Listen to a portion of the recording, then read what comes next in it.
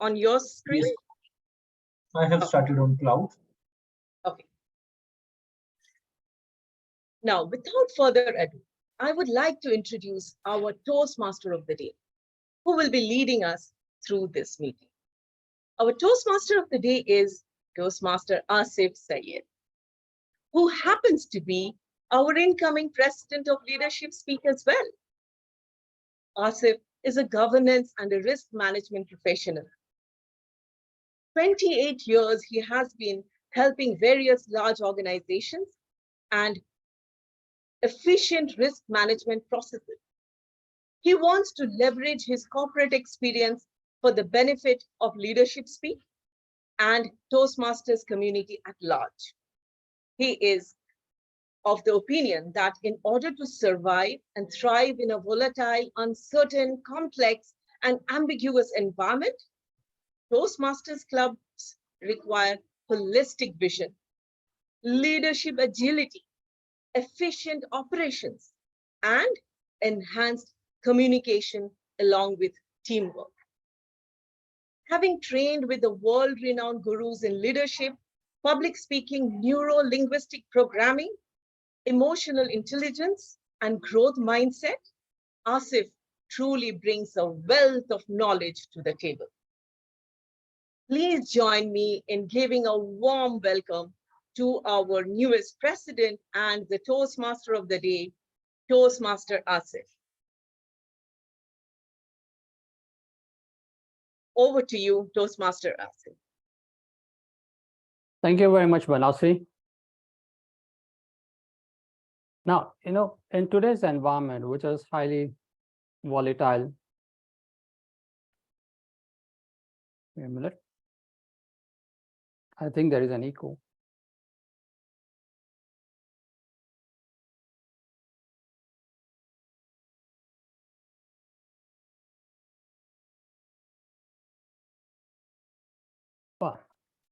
So once again, yeah, that's how things happen, that things rapidly change, and in our dynamic environment of today, where there is a lot of changes happening throughout, day in and out. What's so important to thrive in such an environment is that we require dynamic visionary leadership. It's very important to navigate the fast changing and a complex world. Now, what does dynamic and visionary leadership mean?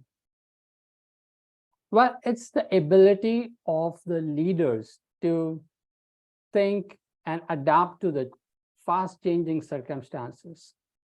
You got to think creatively, and most importantly, provide a clear and inspiring vision for the future. Because the reason is that when things are continuously changing,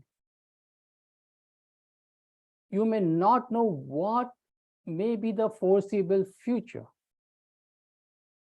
And that would lead to, in any organization, a chaotic environment, especially in a Toastmasters context, which works on the voluntary efforts of all its members.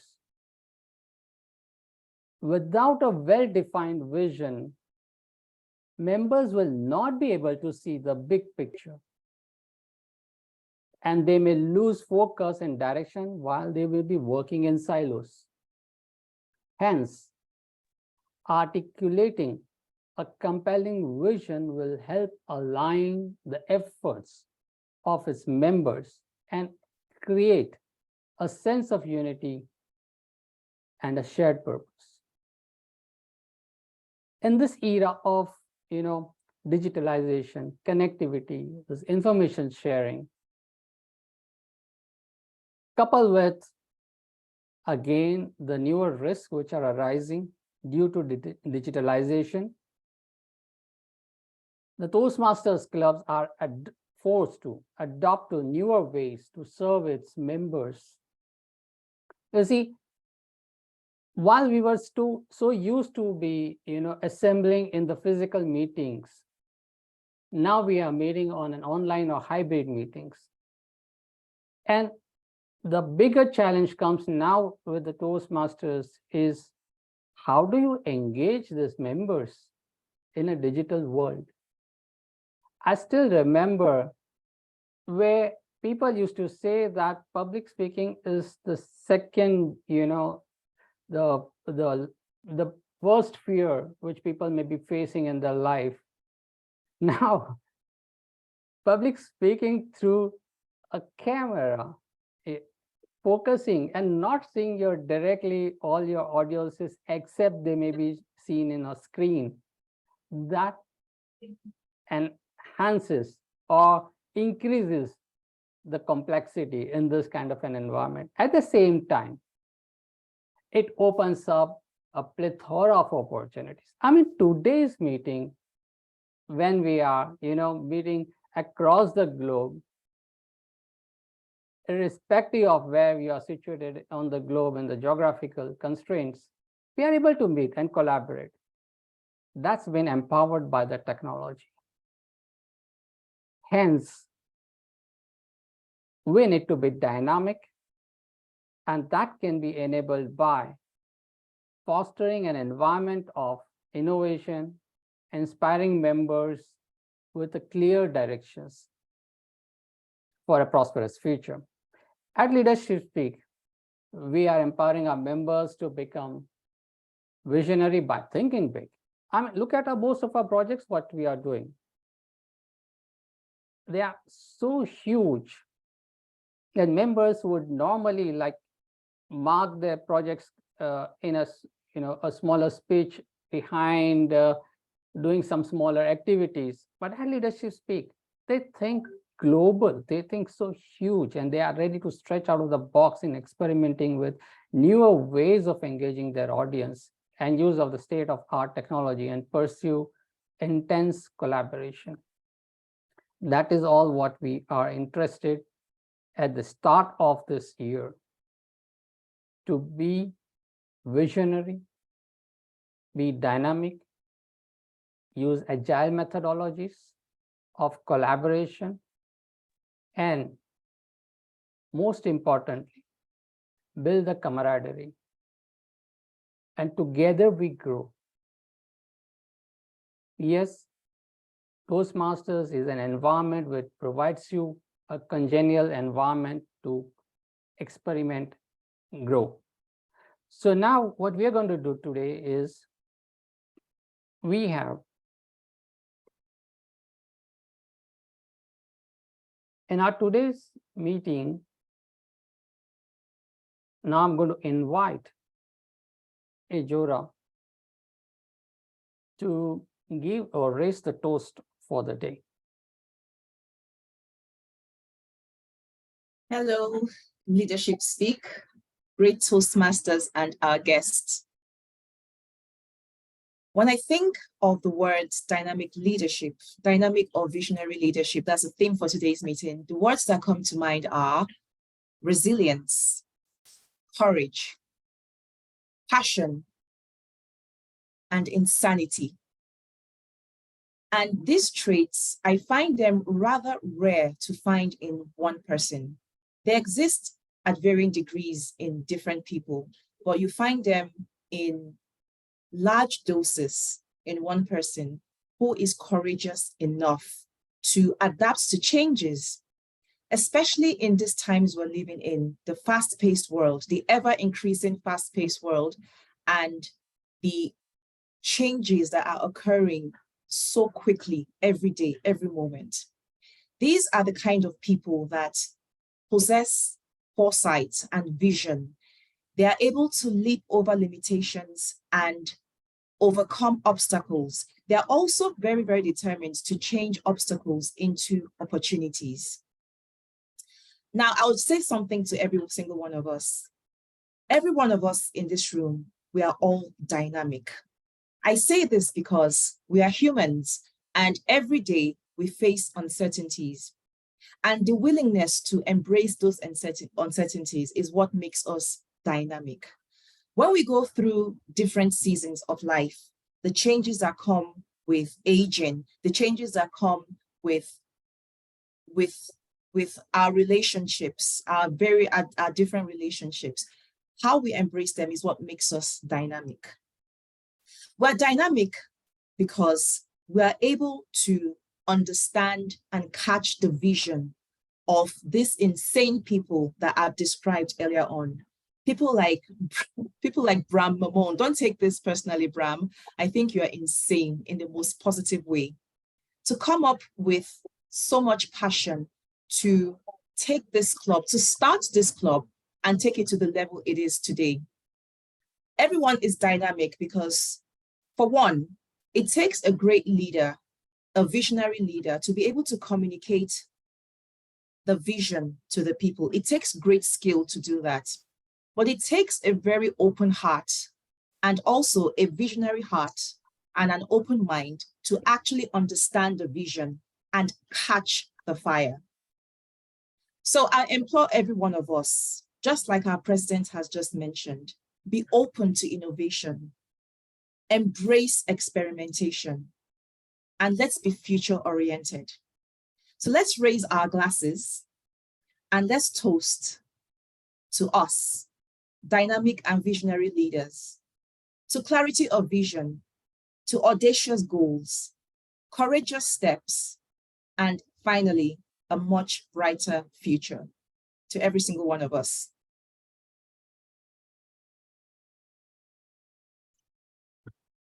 Back to you, Toastmaster of the Day.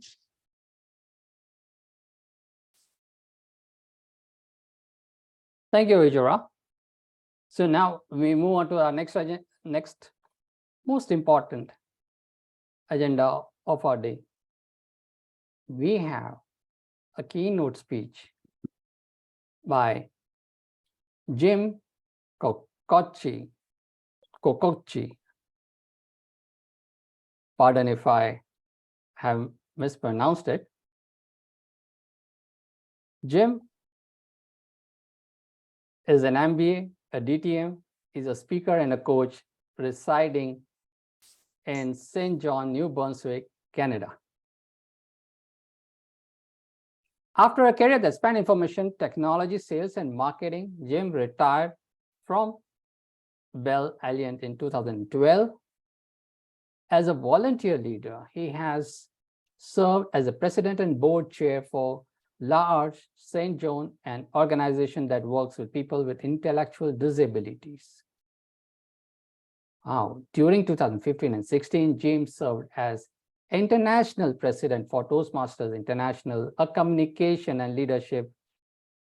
I mean, you know what Toastmasters stands for, with presence in 143 countries. Welcome, Jim. In 2020, James published a book known as Secrets to Becoming an Effective Public Speaker, which is available on Amazon. He's also now published 4 books, all with Amazon, including Write Like a Leader in the current 2023. Well, that would be really important. We'll be looking forward for how to write like a leader. Jim continues to be a member of Toastmasters as he believes the practice and feedback are required to be effective in public speaking and leadership. Thank you, Jim, for giving us this opportunity to hear you about your subject. Back to you, Jim. Thank you, Toastmasters Day, Asif, our new president. Congratulations. It's a delight to be back with Leadership Speaks. It's been a while since I last visited, but it's always a pleasure to be with you. I've been inspired by the words of your new president and of our Sergeant at Arms, Banas Ree, and I'll weave some of that through some of my presentation. My presentation today is about finding greater significance. And you can probably see the fit to some of the words you've heard spoken already to finding greater significance. So let's go through this. First of all, congratulations. I've been in communication with Bram, your founder, your first president, as I understand it. And what is the numbers? 50 members, 116 educational completions. It's just wonderful to start my Saturday morning.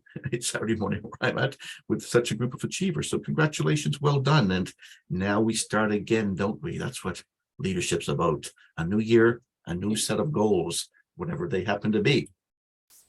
And I want to talk about your volunteer job if you are a club leader, and I'm sure there are a lot of club leaders on this Zoom call, whether it's in this club or other clubs.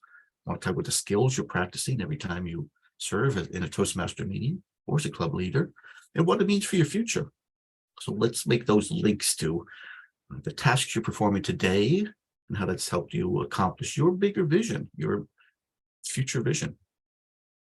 So first of all, my title is about finding greater significance. So I'd like you to grab a pen and a paper, something permanent, not a sticky note, something that you're going to hold for a while, a flip chart, a journal, a diary, whatever it happens to be. Grab something, please, and make notes. Just note the date and time, the name of this event. It's Leadership Speaks. Put my name down, Jim Kokocki. The title of this speech, Finding Greater Significance. So I'm just going to give you a moment to do that. I'm going to stop sharing so I can see more people on the screen. I don't see AJ Heron writing anything down. Are you writing anything down, AJ? You are. Okay, good. And I see Ray. Ray, I think he just turned his camera off, but I'm sure Ray is writing something down as well. So yeah, make a note. I'm not going to ask you to share that today. If we had more time, perhaps we could do that, or perhaps you could do that in a round of table topics at some point. I would look, what would significance mean for you?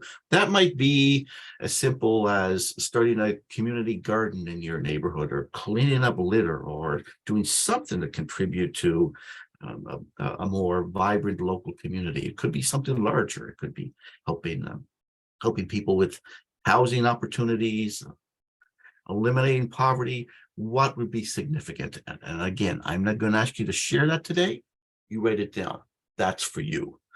But I will ask you, is that what's next for you? Is that going to be part of your greater vision? Are you going to start with some simple steps towards moving in the right direction to achieve that significance? And I'll say now, I'll say again throughout this presentation today, that in my view, the first step in finding that significance is communication. It's talking about it. I'd like you to do a speech at this club or another club about what would be significant for you. And you don't need to commit to solving it. Okay? I'm not going to ask you to commit to solving it. If you do, that's fantastic. But you could simply do a speech on, look, I see this as an issue in my community. I see this as an issue that we should be working on. I see this as an issue that other people should be participating in, that government should be funding. You can talk about it in that manner. Or your speech could say, I want to solve this problem in my community. You don't need to make a big commitment, but I'd like you to make some progress towards your significance. I was reading a book recently. I read a lot of biographies and autobiographies. This one was by basketball executive Pat Riley. He's got 9 championship rings from the NBA, so that's pretty significant. 9 times his teams as a coach or an executive won the National Basketball Association championship. The book's well reviewed, 4.5 stars in total. It's written in the 90s. But I must tell you, when I read it, I was kind of bored. I found it hard to travel. This guy's got amazing experience, amazing stories to tell. But what I found is that he wouldn't close one story before moving to the next. So he would write about his team playing in Game 7 of the NBA Finals. And then he would move to commentary on the Japanese car market. Then he would talk about some executives that he spoke to in a speech he gave. Then he'd talk about some a Vietnam vet, touching stories, wonderful stories, but I found it difficult to follow. I think there's a lesson in that for us as speakers, right? We need to be sure that our audience gets the point, that we provide closure before moving to a next point. There's a message for speakers. And I made the note there. Have you ever had the feeling this isn't worth the effort? That's what I was feeling when I was reading the book, but I plowed through, I rushed through the final few pages, final 100 pages, and I found a piece of gold. And the gold was from a friend of Pat Riley's, and he wrote, his friend, Dr. Lou Richardson, wrote this.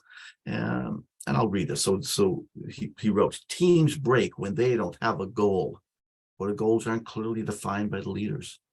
Goals have to be firmly entrenched. Otherwise, people begin to operate as independent entrepreneurs in a system that really needs cooperative work. So this was written more from a sports standpoint, but this is relevant for any team. And I heard your new president, Asif, talk about some vision and where you're going towards. So we all need, as participants in Leadership Speaks, to support those goals. But importantly, that doesn't exclude individuality. Your Toastmasters, your human beings, your members of your communities, your companies, your towns, your cities, your provinces, your states, your human beings. So there's room for individuality. So Toastmasters provides just an amazing environment to contribute to meaningful team goals, to know that thrill of team achievement, and still develop your individual skills and your individual vision. So then there was another great quote from Dr. Lou Richardson. I wish he'd wrote a book. He hasn't. I can't find anything about him on the web except for these two quotes. So this one he wrote: if you go to a baseball game and you sit in the stands and you hope a ball is going to get hit to you, you're going to wait a very long time. You've got to get out on the field. If you want to catch a ball, you need to get out in the field. So I read that and I thought, that's true, isn't it? It's a participation game. These are participation games. And also makes me think Dr. Lou probably got kicked out of some major league ballparks if he'd stump out on the field to catch a ball. But I think it's a good analogy. It's interesting. I once caught a ball at the Montreal Olympic Stadium when the Expos played. The ball was hit way far away from me, hit a railing, and bounced directly to me without moving. I caught a ball. But that's not going to happen all that often. So it's been identified. Yes, I did serve as international president for Toastmasters. I'm very proud of that achievement. And there's 3 key roles as international president. One is to connect with members around the world, visit locations around the world, and get a sense for, are we doing a great job of providing a stellar learning environment for our members in South Africa and Zimbabwe and Uganda and Canada, United States, Ireland, Australia, New Zealand, etc., in 143 countries we currently operate in.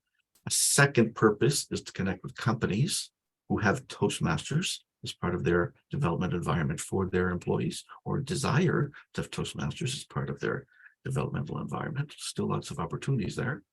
And the third goal is to chair the board of directors. And so that's the role of the international president. And I was proud to serve in that position. And it's shaped me exceptionally since I've joined in 1987. Toastmasters has been a major influence on my vision, my performance, my development. In a similar manner, as Asif mentioned in my introduction, I serve as president for L'Arche here in St. John. L'Arche is an international organization in about 40 countries that does work with people for intellectual disabilities. The key word there is with, not for. They're not clients. They're part of the community. We work with them within the community. So our little L'Arche operation here in St. John has got a home where 5 people with intellectual disability live with 3 people without intellectual disability, and we fund that and support it. Very respectful environment. We're also starting a program where 4 people who can live semi-independently will live in apartments supported by L'Arche. That starts very soon. And we run a day program Monday to Friday, 9 to 5, where people with intellectual disabilities or without can come together and make art together. So that's about community and acceptance and friendship and working together. So I mention that because that's been a key part of my development, and it's a wonderful organization. And there are a lot of wonderful organizations who need the skills that you're practicing today, this year, and have already honed here as a member of Leadership Speaks Toastmasters. Martin Luther King said the time is always right to do the right thing. So for me, L'Arche St. John, LSJ, as I've abbreviated there, L'Arche St. John was a right thing. I had relevant skills. And I'll tell you, it was interesting. I got involved with L'Arche on the board because the former board chair was a former Toastmaster. And he said, Jim, I need some help with public relations and marketing. Would you join and help us with that? And I did. 2 years later, he resigned, and I was encouraged to serve as board chair. So a Toastmaster, former Toastmaster, recruited me to serve as board chair. And then I said to a Toastmaster member, I said, we need some help with public relations and marketing. And I got that Toastmaster involved. He now serves as the board chair, Mr. Dave Stonehouse. So I say this to you because, once again, there are organizations who need the skills that you've got. You've got some wonderful connections, and the skills that I developed, that Dave's developed, that Don, the former board chair, developed in Toastmasters has served well to craft a path, a vision, and execution for that organization. But look, you've got relevant skills. You've got skills that organizations need. Is it time for that first small step? I think so. So when it comes to pursuing significance, I've asked you all to make a note. What will be significant for you? Maybe for some of you, what you wrote down scares you. Probably should scare some of you. Hopefully there's some big visions. And can be difficult to figure out how do you begin? In this little graphic, should she move left to get to the flag? Should she move right to get to the flag? Should she take a step downwards and backwards before moving forward? It can be hard to determine, how do I move forward if I want to make an impact in this area? If I want to find more significance, if I want to solve a problem in my community, how do I begin? Well, I'll encourage you. Do a speech on it. Do a 5 to 7 minute speech or longer speech. Do a pathways project that will enable you to communicate the problem you see, or the outcome you desire, or the vision you have. Again, you can start with simply speaking about, look, this is a problem I see in my community. You can talk for 5 to 7 minutes and sit down. And in my experience, here's what happens. Someone else says, yeah, I think that's a problem too. Maybe we can do something together. Or someone says, I know somebody else was working on that. Would you like me to connect you to them? Or maybe someone will say, there's an organization that has started to address that. I don't know much about them, but I did see them on the web or an article, and connect you. It will start you on a path to achieving your goal, achieving your vision, and finding greater significance. I'll remind you, this is a wonderful quote from Marcus Aurelius, late great Roman emperor. He said, most of what we say, most of what we do, it's not essential. If you can eliminate it or minimize it, you'll have more time, you'll have more tranquility. So ask yourself at every moment, is this necessary? And I would challenge at every moment, but frequently we should be asking ourselves, look, is this moving me in the direction that I want to move? Or is this a habit I've developed, a routine I've developed? It's not really moving me forward. So we've got opportunities to cull some of those activities that aren't contributing to becoming more significant. I'll mention briefly, this is a slide I use often when I'm talking about pathways and some of the benefits of pathways. I've got 5 stories. I'm going to give you one today about how people found a significant personal revelation simply by working in pathways. For some, it was in level 1, for some, it was in level 4, for some, it was in level 5. But I found, well, Toastmasters has always helped transform people's lives. I find it's happening more quickly when people commit to working through pathways. People often find a significant realization that moves them forward. So the quick one I'll mention here is in the lower left-hand corner is an image of a nurse. And I met a nurse at a Toastmaster event in Taiwan. And afterwards she came up and she said, Jim, I love Toastmasters. And this was shortly after when Pathways launched. And a lot of people were saying they didn't like Pathways. I don't hear that so much anymore. But the nurse said, yeah, I love Pathways. She said, I completed the project on understanding my communication style. She said, I've been a head nurse at an organization for 20 years, and people have always thought I was bossy and pushy, and I've never understood why. She said, I did this project on understanding my communication style, and I've made some very small changes. People are reacting differently. So isn't that phenomenal how she came to a realization? And I'm not sure she even entirely understands the change she made, but it enabled her to make a change that has caused her to be perceived differently. So this is a participation game. Toastmasters is a participation game. Learn through participation. Somebody just came off mute there. And we're back to normal. So yes, transform through your participation. So as I wrap up, I remind you, I asked you to make a note about what would be significant for you, what would be a path to greater significance. And I don't have time to ask for some volunteers to share them, but maybe you could do them in some, you could share those in some table topics someday, or in some speeches someday. You don't need to mention that your speech came because of this keynote presentation today, but I ask you to note that area where you said would you find greater significance. Take that first step. In the middle graphic, should she make that big leap to the red flag immediately? Probably not. Take a small step. The best small step is to communication, to your friends, to outside organizations. and in your Toastmasters Club, where of course you'll get feedback on your performance, the clarity of your message as you continue to pursue greater significance. You're part of a significant success here at Leadership Speaks. I know you'll contribute to the team goals, and at the end of the year in 2024, you'll look back and have that wonderful feeling of shared accomplishment as the team accomplishes its goals. And I hope when you look back in July 2024, you say, okay, took some steps towards greater personal significance. I'm on my way.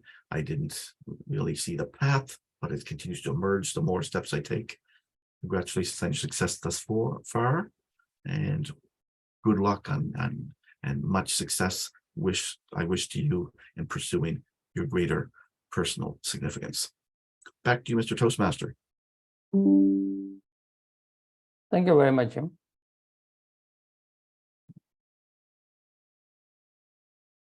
Jim, will you be taking a few questions as well? I'm happy to do so if you like. Yes. Okay, that's great. So first question from me, when I was thinking about, the goals and, as a team, if they are not clear with the goals, then it would be difficult, the teams break. What would be the importance of a shared vision? I mean, a common vision which everybody comes together, and the connection with goals. And how do we, ensure that the teams are together, because some of the members might have the individual goal, they might not have a shared goal, and some of the goals may be shared, to move ahead in any organization. So how do we have this collaboration? Yeah, that's a great question. So if you look at Toastmasters as an example that you all relate to, our mission is to empower individuals to become more effective communicators and leaders. And how do we do that? We break it down to simple goals for every club in the world. All 14,000 clubs in the world got the same 10 goals, and I know you folks know what they are. So then as a leader, I think it becomes a matter of ensuring that people know what they are, and we shouldn't assume that they know what they are, and communicating progress. So I sometimes give a talk on a basic leadership speech, and the basic leadership speech is 4 things. These are our goals, and this is why. Here's our progress. Here's some behaviors that I'm seeing that are going to make us successful. What are the next steps? So that can sound like, I recently served as a club president. Here's our 10 goals. Every Toastmaster club in the world's got the same 10 goals. 6 are education related, 2 are membership related, 2 are administrative related, and 2 are, I forget their category for the other 2 goals. Every club's got the same goals. Then you can easily, any leader can say, here's our progress. We've achieved 7 of 10 as of, let's say, a day in March. And then the important part is recognizing the behaviors that will lead to team success. Well, AJ just completed level 2, and that's going to go on our dashboard and move us forward. And Evaluator Ray invited a guest. It's important we invite guests that helps us contribute. Well, let's keep doing more of that, guys. And as we move forward, let's see us get to 10 out of 10. So it's a wonderful question. You start with a vision, but then it comes down to a basic set of goals that can be measured, importantly, that they're measured and achievable. And the leader needs to frequently remind people why the goals exist and how they were selected, what's the progress, and what are the things that people are doing that will make it successful. That's my answer. Thank you. Thank you very much. Well, I think we should be moving ahead. I mean, if somebody else has any question to ask, then fair enough. Otherwise, we will push ahead with our agenda. AJ has raised her hand. AJ. Thank you so much for this message this morning. What a great way to start the new year, drinking from this well. I wanted to highlight the activity, your reference to teams, to coming together as a team, and the importance of that as we start a new district year. Could you speak to the team concept as it applies to district teamwork? Oh, to district teamwork. Well, I think it's similar. Again, people need to look at the goals and commit to them. it's interesting. I'll take a little bit of a deviation here. I recently had some contact. I did something for a club locally here. And before I went, I looked at their dashboard and they needed one more member to become distinguished. They had 6 new members for the year. And there were 0 level 1 completions for the year. So I look at that. It's not deep analysis, but that suggests to me that they've been fortunate in attracting new members. And I think people are hungry for what we offer, but not successful at onboarding them and getting them to work through work the pathways.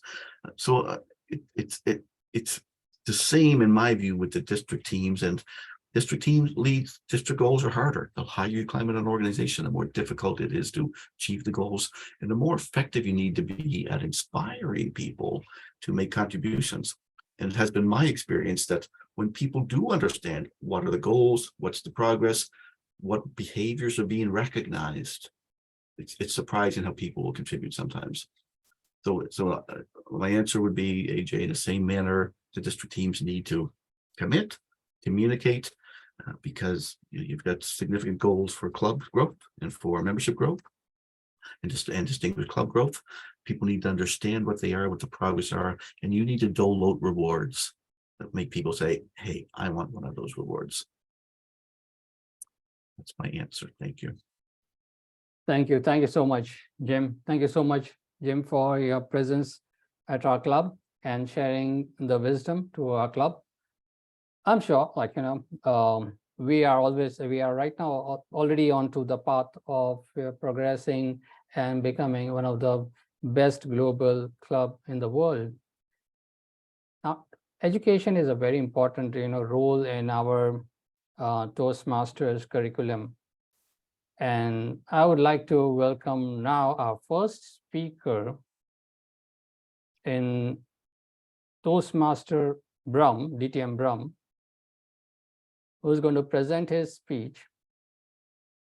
And I will invite Evaluator Harish to describe the project objectives. So I can't see Toastmaster Harish in the meeting.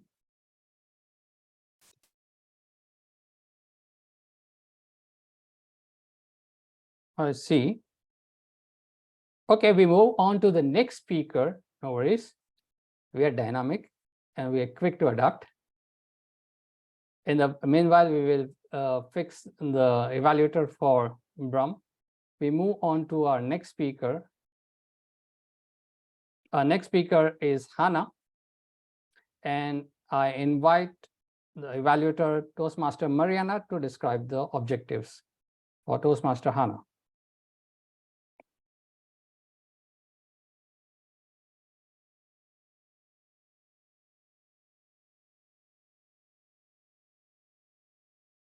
Mariana, you are muted.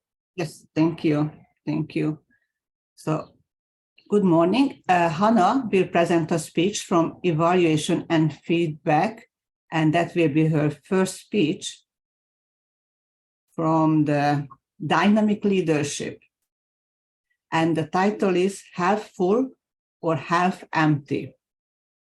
Half full or half empty. Hannah Schmidt. Okay. Now, Hannah is, when I asked her, what do you think about today's theme? Well, on today's theme, she thinks that a dynamic visionary leader need to focus on the positive, that is glass half full and not half empty. I mean, that's what we're going to understand from her speech as well. And what is her expertise on this? Well, she has learned it the hard way from the experiences. She has so many years of experience with Toastmasters and otherwise in life. Over to you, Toastmaster Hannah, for your speech. You are muted, Hannah. Oh. Thank you very much, Mr. Toastmaster of the day. After the toast was raised by Itura, is your glass now half empty or half full? Optimists or visionaries will focus on the positiveness and view this glass as half full. Pessimists will tell you this glass is half empty. Who of you is a visionary to see the positiveness in a half-full glass. Mr. Toastmaster, joining Toastmasters a way back, I actually joined them to improve my communication skills.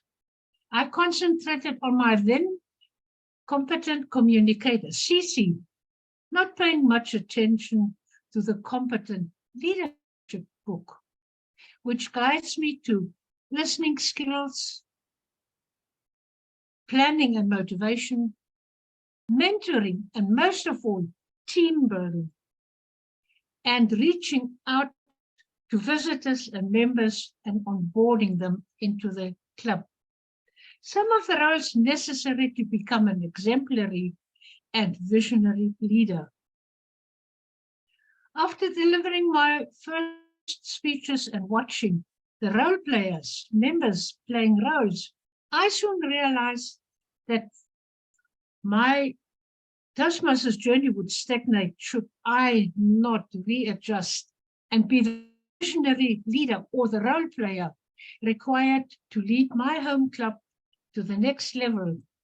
President's Distinguished, a position we hold for the past 11 consecutive years. Membership at Tarantal Toastmasters, that is my home club, grows with the help of a WhatsApp group called Tarantal Visitors or Guests. In this group, the VPM kindles interest and inspires the guests to join the next club meeting and unleashes their desire to join the club. This has been extremely successful method, and members have been keen and inspired to join the club. It is vital for me as VPM to connect with them personally, let them commence their journey, and together we conquer the road ahead. Joining an online Toastmasters club in 2020, I was assigned also the VPM of that club. That looked like an insurmountable task for me because being VPM, being in a physical meeting differs totally from a vice president membership in online meetings. Do I now look at my glass as half empty? Not at all, not at all. Muhammad Ali says famous words, it is not the mountain ahead that wears you out, it's the pebble in your shoes. I changed my shoes and started climbing, focusing on the challenge of becoming a dynamic visionary leader. I aim to make success of my tenure as VPM at that club, meeting visitors and guests online and onboarding them and making them friends with them was an absolute highlight for me. Halfway up the mountain, I was confronted with a pebble in my shoe. Some of those members were apprehensive. They were envious of the success I as VPM had in onboarding members. And this ended up in some controversy or showdown. Should I now really be looking at my glass as half empty? Not at all, not at all. My executive members encouraged me, Hannah, focus on the positive. Remember your vision, stay dynamic, stay strong, reach for the top. And surely, a few weeks later, I received a message from Toastmasters International and a badge.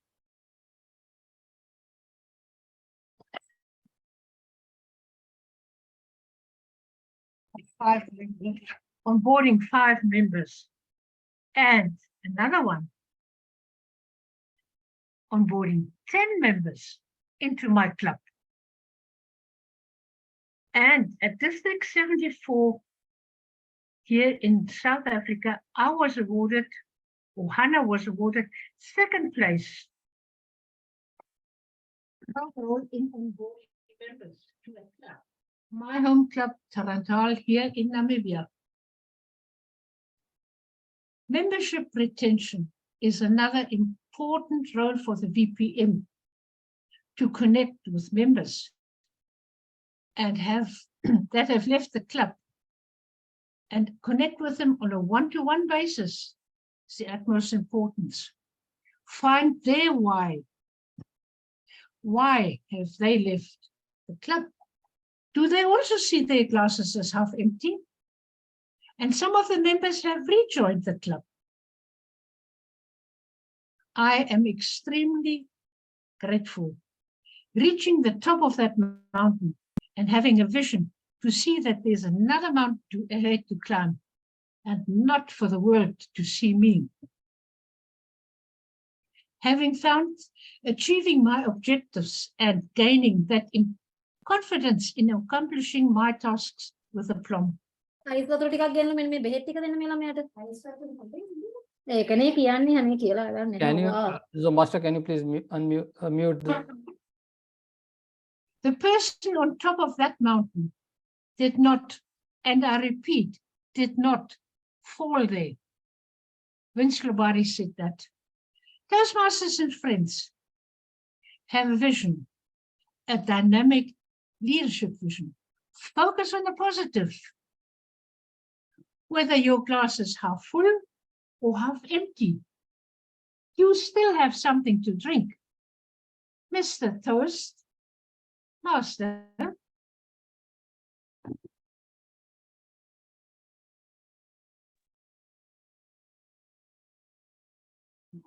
Thank you, Toastmaster Hannah, for inspiring us to, look for more possibilities. I mean, that's what we require in membership. We look forward to more relationships, and relationships are definitely going to help us to move forward in a dynamic environment. So let me call our next speaker. Our next speaker is Toastmaster Aswathy. She manages the PR public relationships. Very important department of any organization. Let me ask Dan Odero to describe the project objectives of Toastmaster Aswathy. Good morning, fellow Toastmasters and welcome guests. This morning, I'm privileged to be evaluating Dr. Aswathy Rajan. She's pursuing a project in strategic relationships, level 1, project 3. The title of the project, Introduction to Vocal Variety and Body Language. The purpose of the project is for the member to practice using vocal variety or body language to enhance her speech. Back to you, Mr. Toastmaster of the day. When I asked Toastmaster Aswathy, what do you think about the theme, today's theme? Well, she says that I've been a team player, very important, throughout my leadership journey so far, very young. And she believes in the power of human connection that has made her a visionary leader today. Well, she has been successful in goals only because she believes in the unique capabilities of her team members. And today, once she is embarking on this new leadership role at Leadership Speak, she wants to connect and collaborate with the members to build a strong team, to strive hard and achieve goals together. Well, her vision is a message for all that she wants to share through this speech. I welcome Toastmaster Aswathy. Connect, collaborate, and celebrate. Toastmaster Aswathy. The world flatters the elephant and tramples on the ant. Yet ants, not men, are said to build the best super city on this planet. Fellow Toastmasters and dear guests, I realized this during one of the projects in my graduation. Being a zoologist, I got an amazing opportunity to study the social structure of an ant's society and excavate an ant hill. After digging the mound for 4 long hours and 5 feet down, we found a huge kingdom of ants. The anthill, which was seen from outside, was only a tip of the enormous iceberg. It was full-fledged, flourishing colony. Actually, a cosmopolitan colony with an exclusive royal chamber for queen ant, a nursery for eggs and young ones, a fungal garden for foraging, a strong and complicated network of tunnels and rooms for worker ants. The level of strategic planning and organization by these tiny little creatures was unbelievable. After the excavation, I realized they may be minuscule, but with massive abilities. They are much more capable than a painful pricking bite. It tickled my curiosity. How can a tiny little insect build such a massive, majestic, and magnificent structure? Next to the broken mound, I saw an army of ants marching ahead, carrying some food particles and passing it to the next one in front of them. They were carrying a big food grain, which was much, much heavier than their combined body weights. I saw these ants greeting and sniffing each other during this. I realized they are acknowledging and communicating with each other while doing this task. The answer to all my questions was in front of my eyes. It was possible because they were not alone. It is indeed the teamwork that ants has made this bigger task possible, which helped them to build this magnificent nest. Years later, when I was challenged with a Herculean task to manage 5 clubs as the area director, I was anxious. 5 different clubs, 5 different challenges, and maybe 5 different goals. How will I manage them? How will I achieve my goals? I remembered those tiny little creatures. I started communicating and connecting with each and every member of these 5 clubs. I made them feel valued by listening to them and understanding their needs, taking small efforts to help them and being there for them whenever needed. Soon I could build an area where the members are connected with each other through understanding and empathy, collaborated with each other, leaving their fears, egos, insecurities aside, and celebrated the power of synergy. Dear friends, today, once again, I'm anxious to start my new leadership journey as the VPPR of this club, a premier club of self-directed leaders with 50 outstanding Toastmasters from 16 different countries. As a VPPR, it is my responsibility to promote the uniqueness of each one of you and this great club. It's my responsibility to make each and every member feel valued. And it is my responsibility to make every milestone a memorable one for all. Once again, I'm remembering those tiny little creatures. Ants, and stepping toward my next leadership journey. Connection and cooperation were the way to success in the kingdom of ants. The load may have seemed heavy, the task daunting, but the energy and strength of the group brought success. I strongly believe that the higher the level of connection, the greater the trust, the more people will allow us to influence them. Yes, notice that phrase, dear friends. People will allow us to influence them because the choice is theirs, not ours. The more connected someone feels to us, the more they trust us. the more likely they will allow us to influence them. As a leader, my vision is to build that trust to connect with all of you, because connection drives collaboration. It nurtures positive and healthy relationships and promotes knowledge sharing. Let us celebrate. Let us celebrate that invisible yet incredible connection and nurture it with care, empathy, and respect. Remember, the invisible threads that connect us all are the strongest ties. So let us build them together. Are you all with me to connect, collaborate, and celebrate? Over to you, Toastmaster of the Day. Thank you. A fantastic speech. Toastmaster Aswathy. Now, I'm going to invite our next speaker, and our next speaker is going to be Toastmaster Mrinal. And Toastmaster Mrinal's evaluator is none other than Toastmaster Fursey.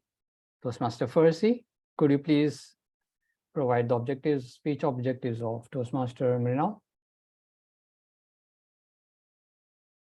I'm sorry, I thought I had number 6. Oh, we were dynamic, we just shifted one level up. Okay. Well, I'm terribly sorry. I was prepared for number 6. Toastmaster Mrinal, I'm here to listen to you. Unfortunately, I'm not sure what the project is, but that's okay, because I'm focused on you, sir. I am now totally focused and locked in on you. I am ready. I beg your pardon. Thank you.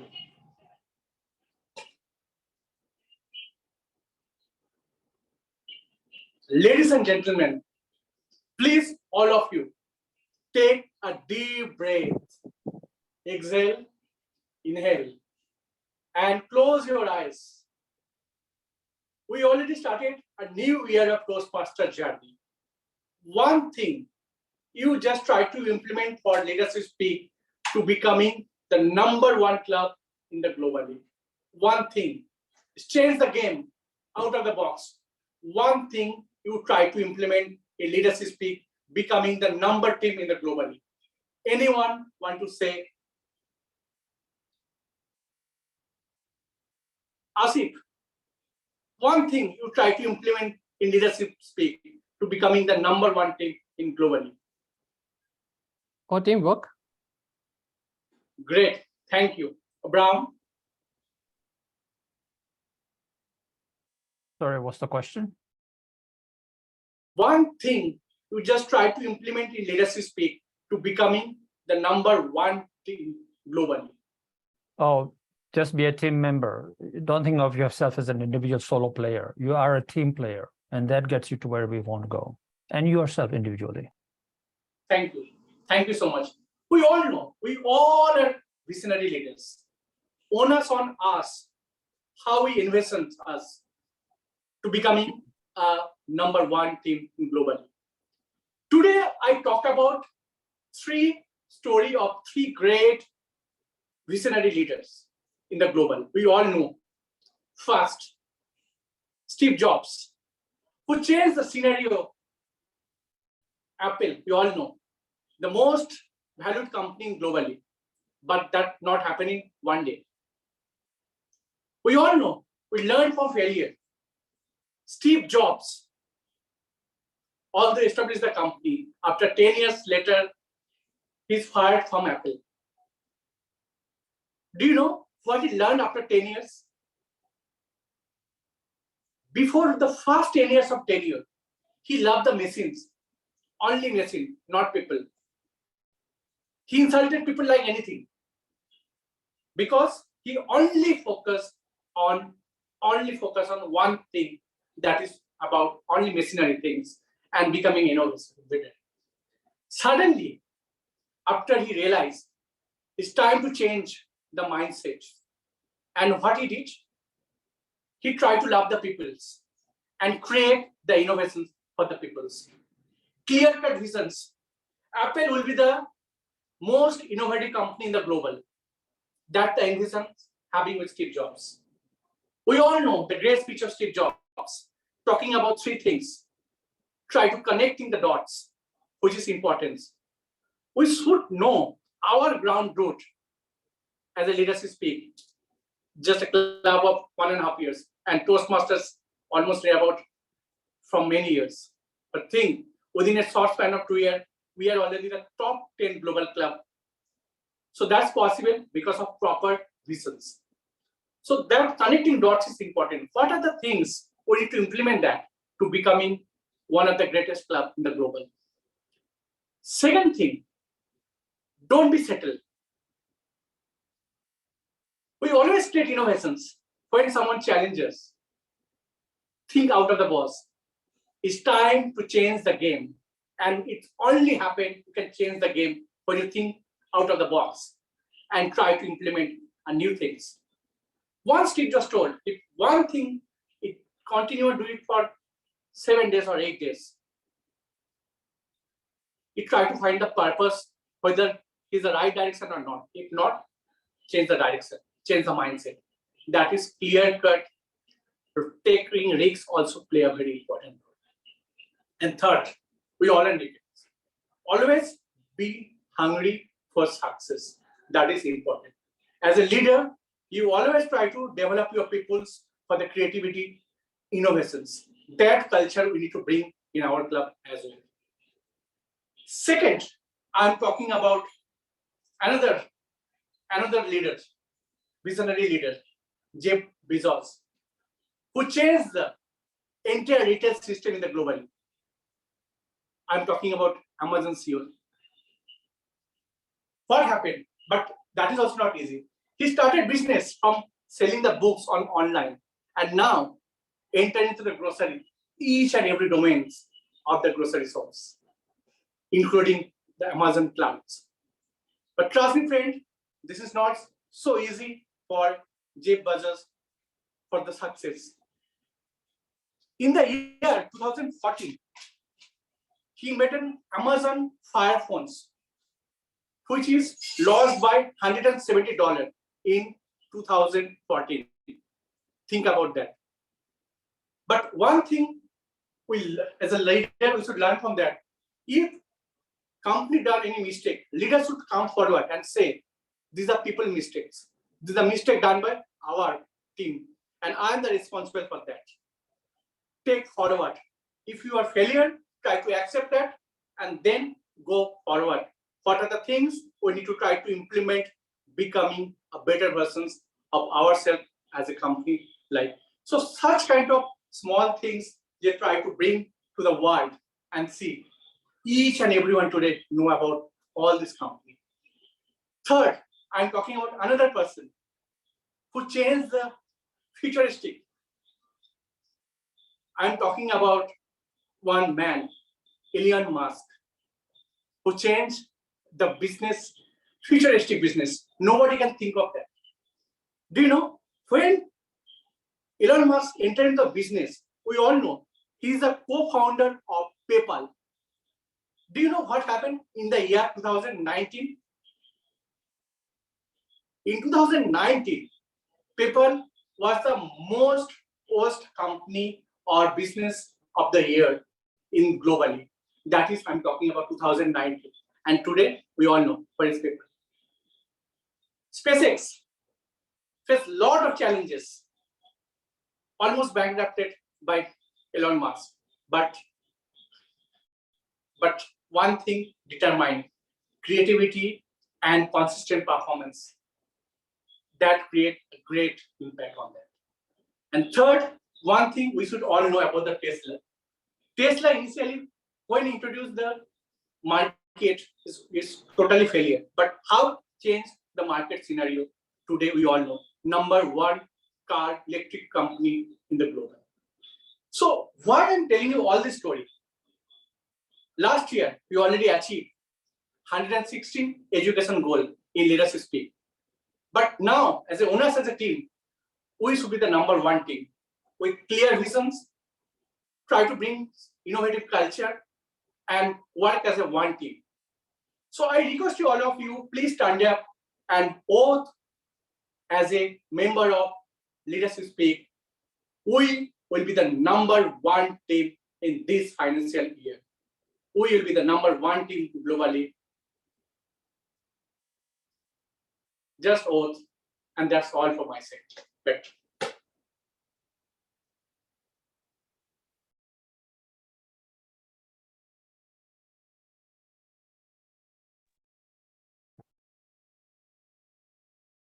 Thank you, Mrinal, for the wonderful speech. Well, now we move on to our next speaker.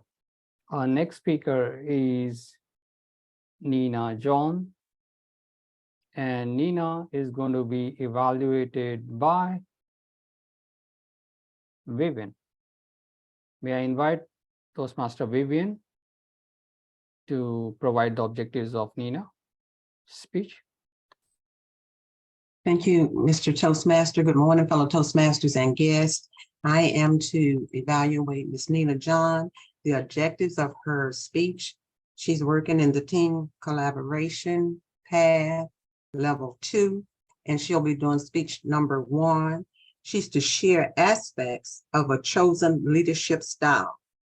She's also to discuss preferences when working with others.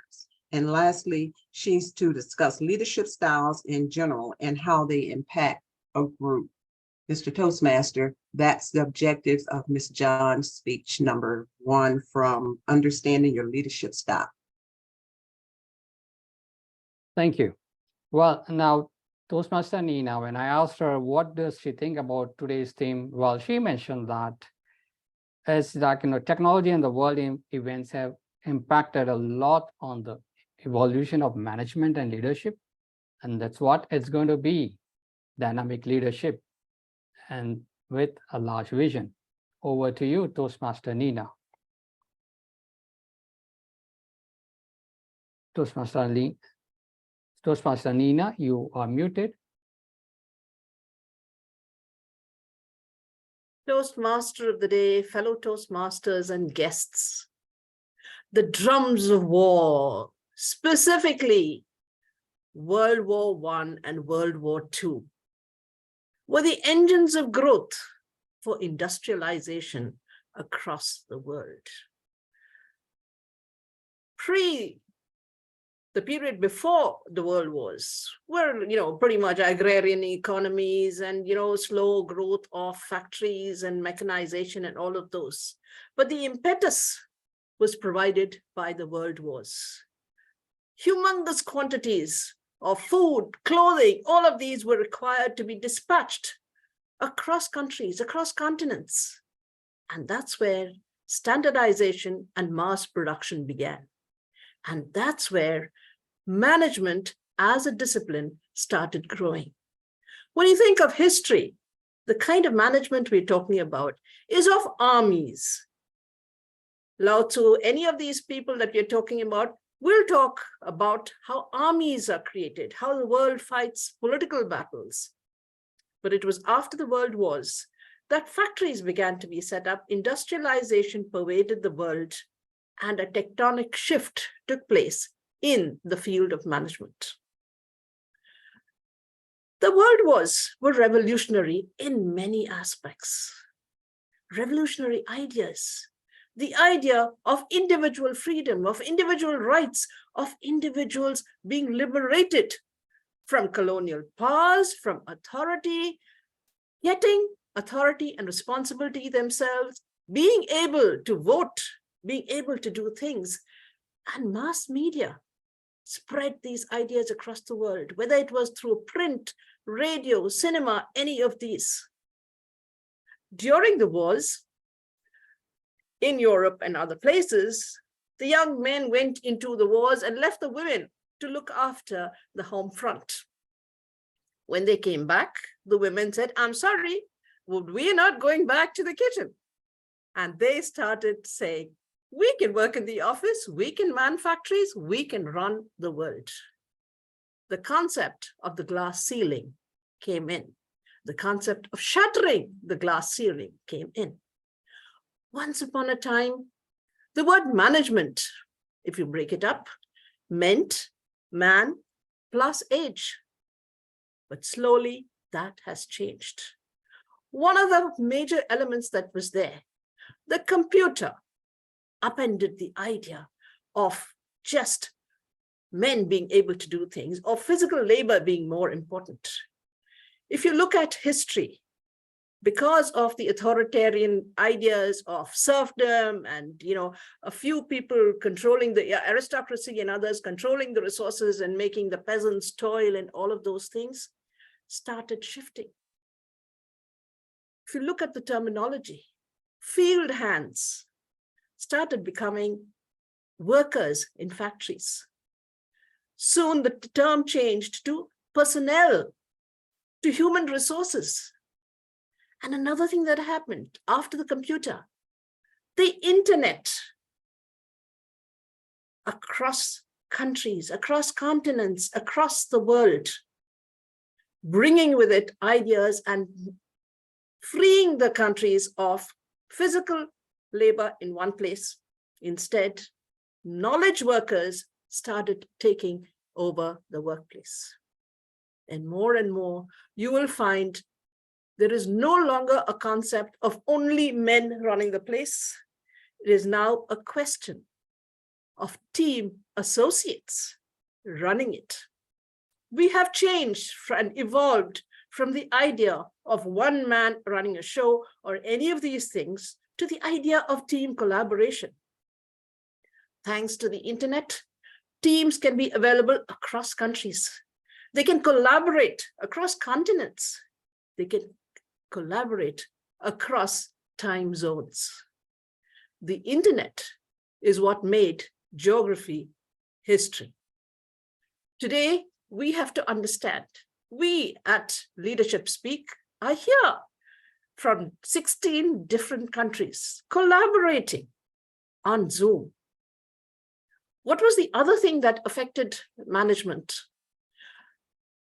The coronavirus and the pandemic upended all our ideas of how offices should be run, of a 9-to-5 routine, of how work can be done or not done. 2 years we sat at home, and just as the women after World War refused to return to their kitchens, employees are refusing to return to the office. Working from home is providing more and more employees a work-life balance, which was not there earlier. And that's what we're doing in Leadership Speak as well. So on the one hand, we have this paradox of people who are saying, I am not going back to the office. And on the other hand, we have people like our Toastmasters who say, we're going to collaborate across continents and we're going to have a Toastmasters club that runs efficiently, wonderfully, dynamically well. And really, ladies and gentlemen, that's what Toastmasters, that's what management is all about. Evolving through the ages, understanding what is happening, understanding what are the needs of employees, what are the needs of the organization, where can we balance these, what are the resources we have, and how can we connect, collaborate, compete. All of these things have to come together. And for every organization, just like Tolstoy said that every happy family is alike and every unhappy family is unhappy in its own way. Organizations are also different. You cannot say one size fits all and work from home or work from the office. This is what you should do. Every organization has to evolve its own set of practices. Every manager has to work out what works well for him, her, or the organization. That's, even at Leadership Speak, that's what we're talking about. The new manager, self-directed, self-motivated, and looking with a degree of self-confidence at the new world that has come to us, in spite of all the different VUCA elements that we have. Ladies and gentlemen, welcome to the new world of the new manager. Back to you, Toastmaster of the Day. Thank you, Toastmaster Nina. Now, we move on to our next speaker. Our next speaker is Toastmaster Tony. Toastmaster Tony is going to be evaluated by. What about Paramjit? Well, I'm fixing the another evaluator for Paramjit. Toastmaster Nurul is not there. Oh, I can do okay. it. I can do Paramjit. You can do it. Thank you so much, Fursey. That would be great. Okay, so I think, like, I will share with you the project objectives of Toastmaster Paramjit on your WhatsApp. You have it? I do. Oh, that's great. Thank you. Toastmaster Paramjit is going to be studying his sense of humor. What's funny? Evaluation, know your sense of humor. Here we go. Toastmaster Paramjit, let's get funny.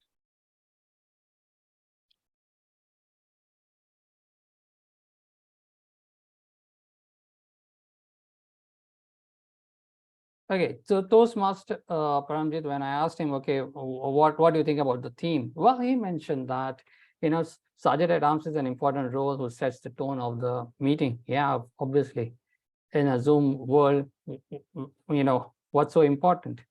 So it's important for all members to be trained in the same and know the new digital technology.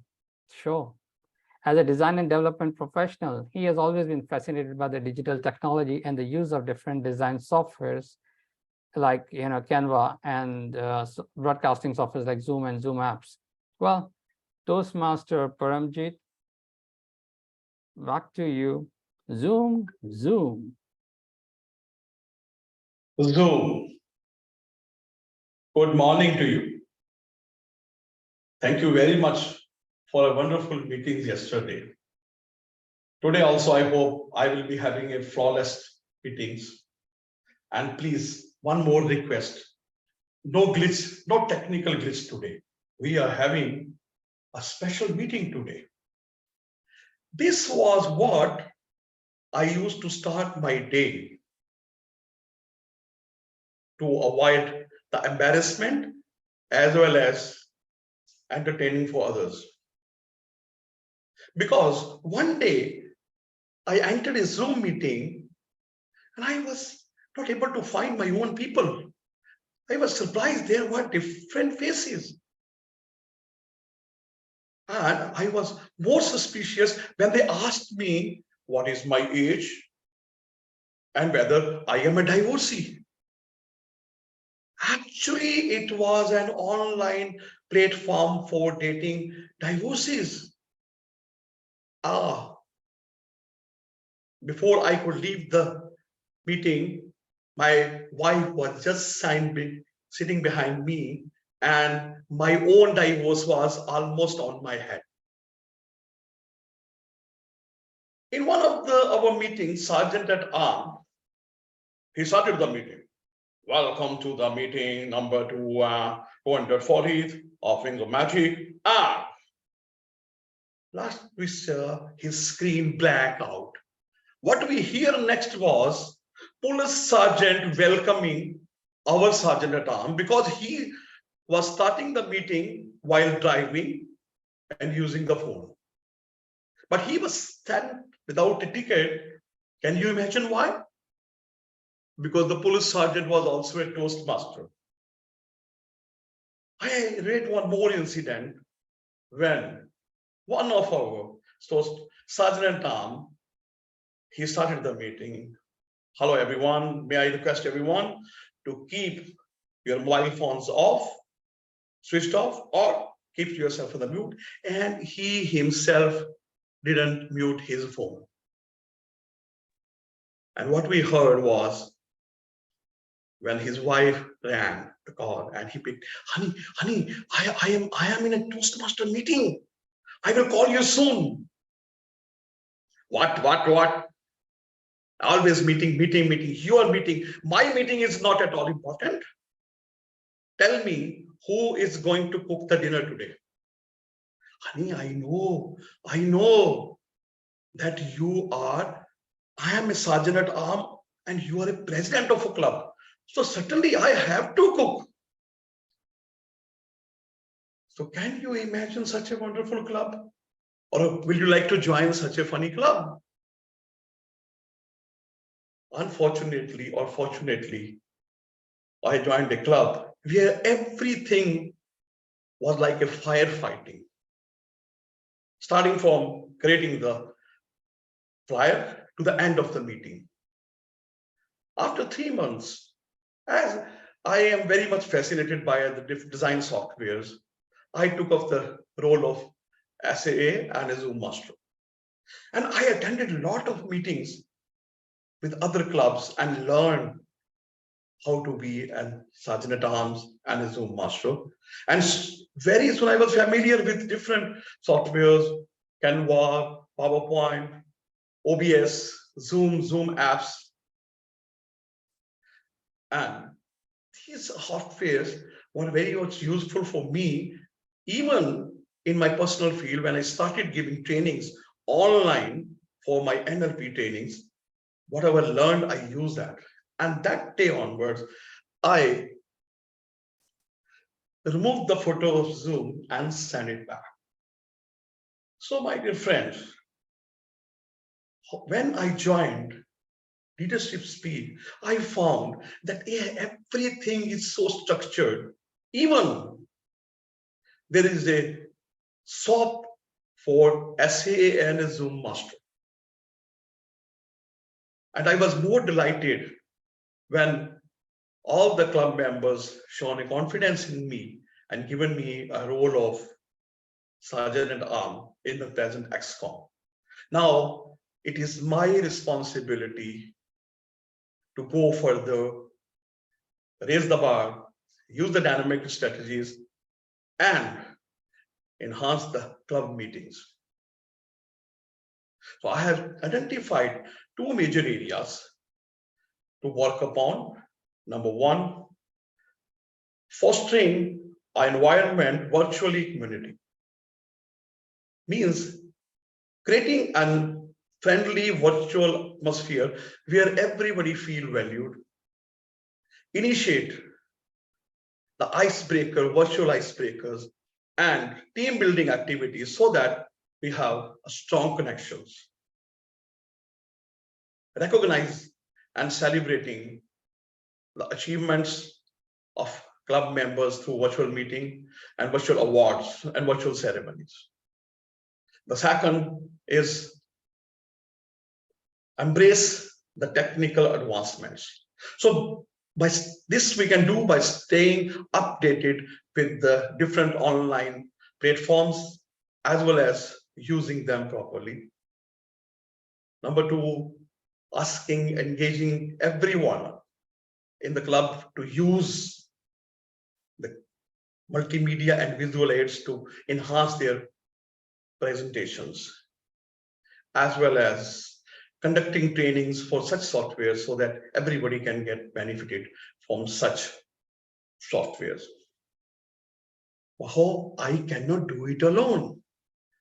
I need everybody's support to do it. So I ask everyone to take a proactive step to take the different roles, particularly Zoom Master, Sergeant at Arms, to enhance your skills and to have a wonderful, mesmerizing, captivating meetings. For any help, you can call me anytime. Your servant leader, Paramjit. Of course, please don't ask me the photo of Zoom. I have already dumped it into Arabian Sea. Over to you.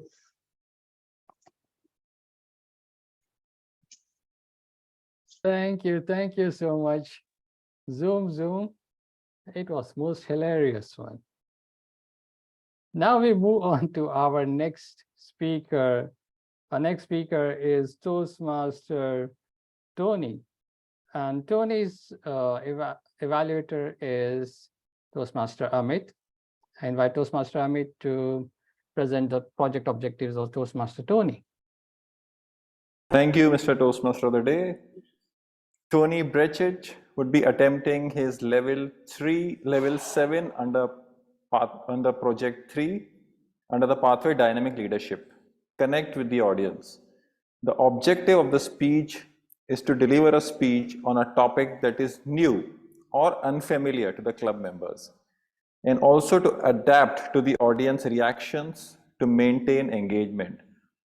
I urge each one of you to keep the camera on, as one of the objectives is to adapt to audience reactions, and it would be important for him to look at all of you. So I would request you all to keep the camera on. Thank you very much. Time available to Tony is 5 to 7 minutes. Back to you, Toastmaster of the day. Thank you, Toastmaster Amit. Well, Toastmaster Tony, when I asked him, like, what is his thoughts about today's theme? Well, he said that once your vision is established, very important, how do you plan to get there? It's likely that you will have steps along the way, such as the successful achievement of progressive levels, milestone transitions to the next in proper sequence.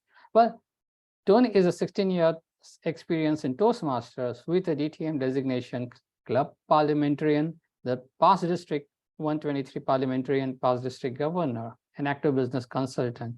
That gives him a lot of authority to speak about on his subject, rule of six. Rule of six, applying balancing to the all interest of life. To you, Toastmaster Tony. Oh, thank you, Toastmaster of the day. First, can you see my shared screen? Yes, we can see. Oh, very good.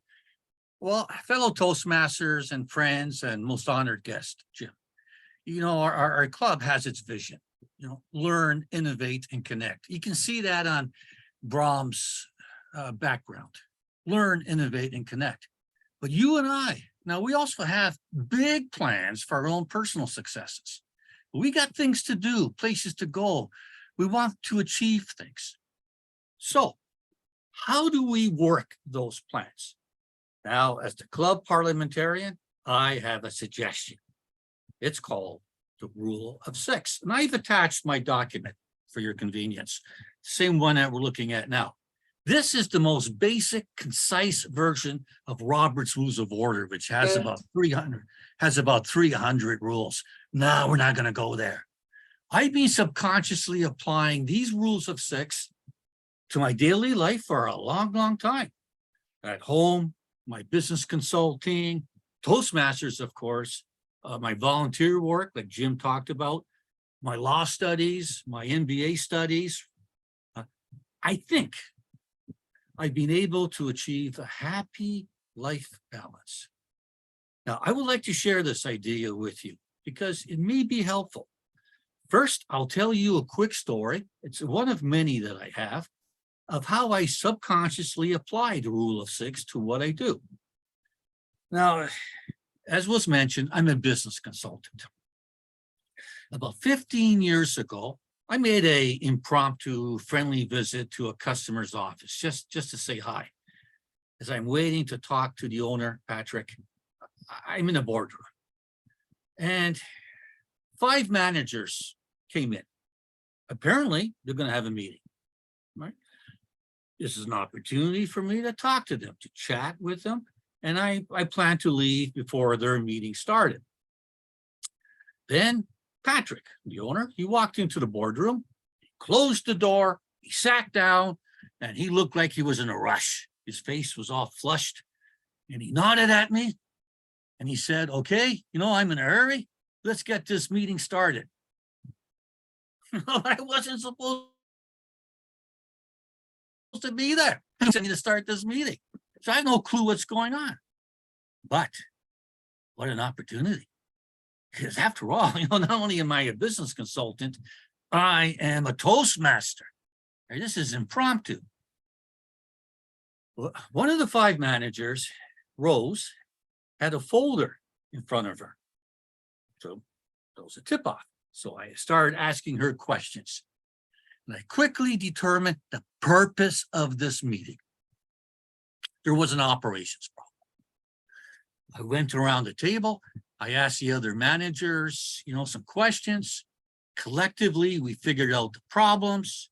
We discussed some possible solutions. And then at the end, I summarized the appropriate lessons learned. Very important, lessons learned. And I asked for everyone's agreement. And there was consensus. So upon that conclusion, Patrick, the owner, he thanked everyone, he nodded at me, and he got up and left because he was in a hurry. Well, later that night, Patrick called me. And he said, "Hey, that was a great meeting. That's one of the best ever," he said. I said, "Pat, I wasn't supposed to be there. You never told me. But what the heck? I went for it." Oh, we laughed. We laughed. We laughed. It was a good meeting. We got things done. We identified problems. We discussed solutions. We built consensus. And from that point on, from all those years ago, we learned something. We conducted probably over 100 such impromptu meetings. Because quite often, even this week, I'll be doing something, driving my car or sitting at a cafe, and Pat will call me and he'll say, "Hey, Tony, I'm in a meeting with the salespeople or the managers. Can you talk for 5 minutes about, amortizations or, something," right? And so, hey, 5 minutes? Well, usually, being a Toastmaster, I'll do it in 7. That's I'm conditioned for 7 minutes. But nevertheless, that's often, and I'm trained for that. I'm using the rule of 6 in my mind. So let me summarize how I applied the rule of 6 to that story I just told you. Control. So when Pat nodded at me and the meeting started, I didn't make any excuses. I took control. Now, I didn't know what was going on. Control. Someone has to be in control. Can you imagine a captain of a ship sailing through a storm and the crew is confused? And if the captain says, "Oh, I don't know what to do," that's terrible. The captain's got to say, "Sail this way," whether he or she knows it or not. He got to be in control. There must be the perception of control. Okay. And I took control. Purpose. Well, as I mentioned, Rose explained what happened. So I understood there was a problem. And I went around the room. We prioritized that issue, which is number 3, on that rule of 6. That's what we're going to focus on and nothing else. A manager raised a side issue. No, we're staying on that topic. That's what we're talking about here. Let's work this out. And of course, I showed respect to Rose because, she knew what was going on. I had to listen to her.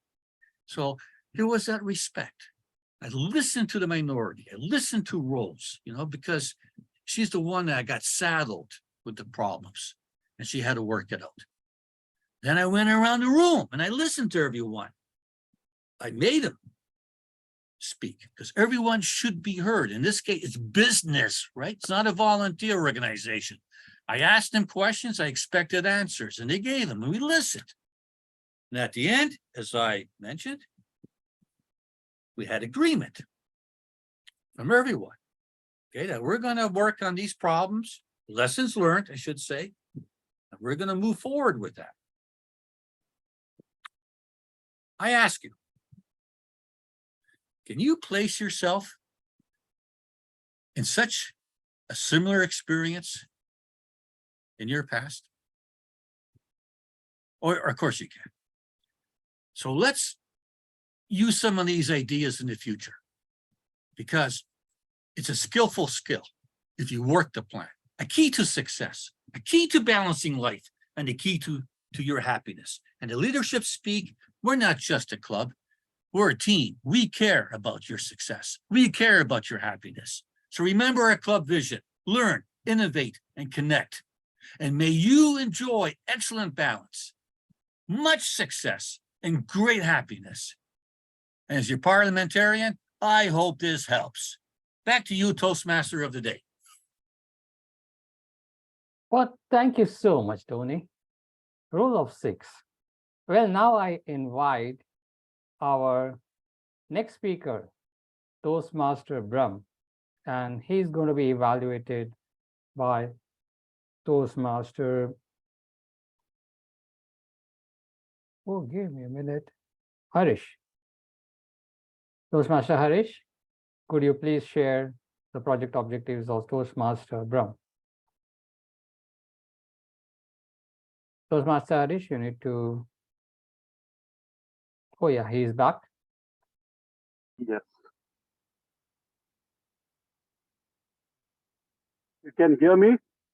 Yeah, yes, we can hear you. Okay. Any color is fine as long as it is black. A famous quote by a leader and industrialist, Henry Ford. The persuasion and leadership go hand in hand.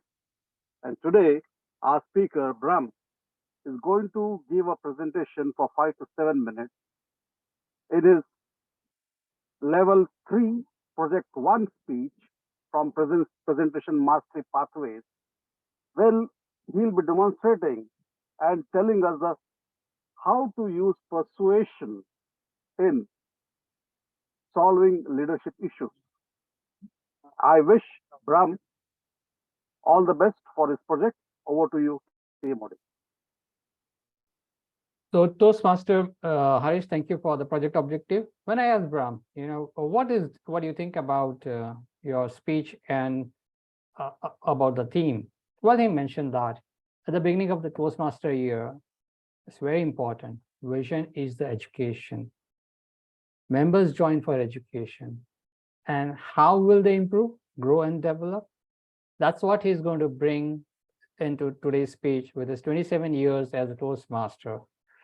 Brahm recognizes the importance of a club success plan. He has led many clubs to be to the top clubs in the districts and globally, and which you can obviously see at Leadership Speak as well.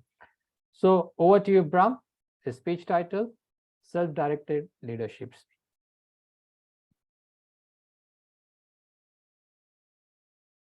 Thank you. Happy Canada Day, everyone. As you know, all you members are in District 86. We are all of us in District 86. And it's Canada Day for all of us today. Happy Canada Day. This is when we gained independence, and Tony knows all the history about that. The club vision is right here.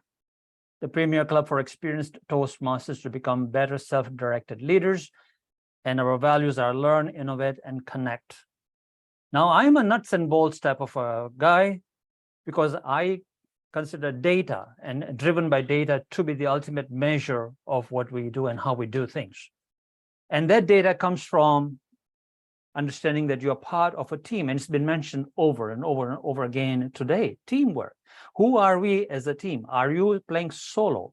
Do you come in and out of meetings and playing solo? Then that's more of a community club type of thinking. In an advanced club and leadership club, leaders think of themselves as collaborative, as a community, and they work as a team.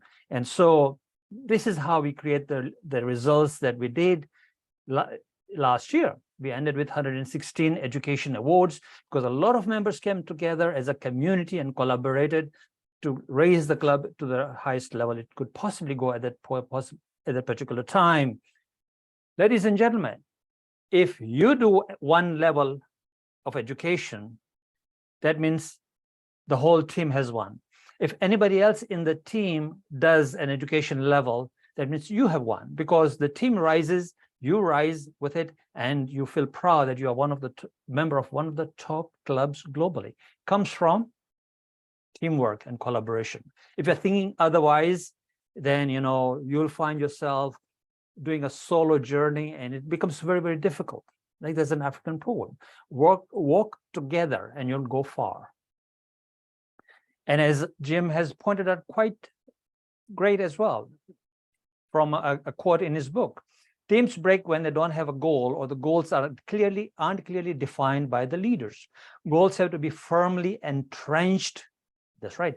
Goals have to be firmly entrenched. Otherwise, people begin to operate independent entrepreneurs in a system that really needs cooperative work.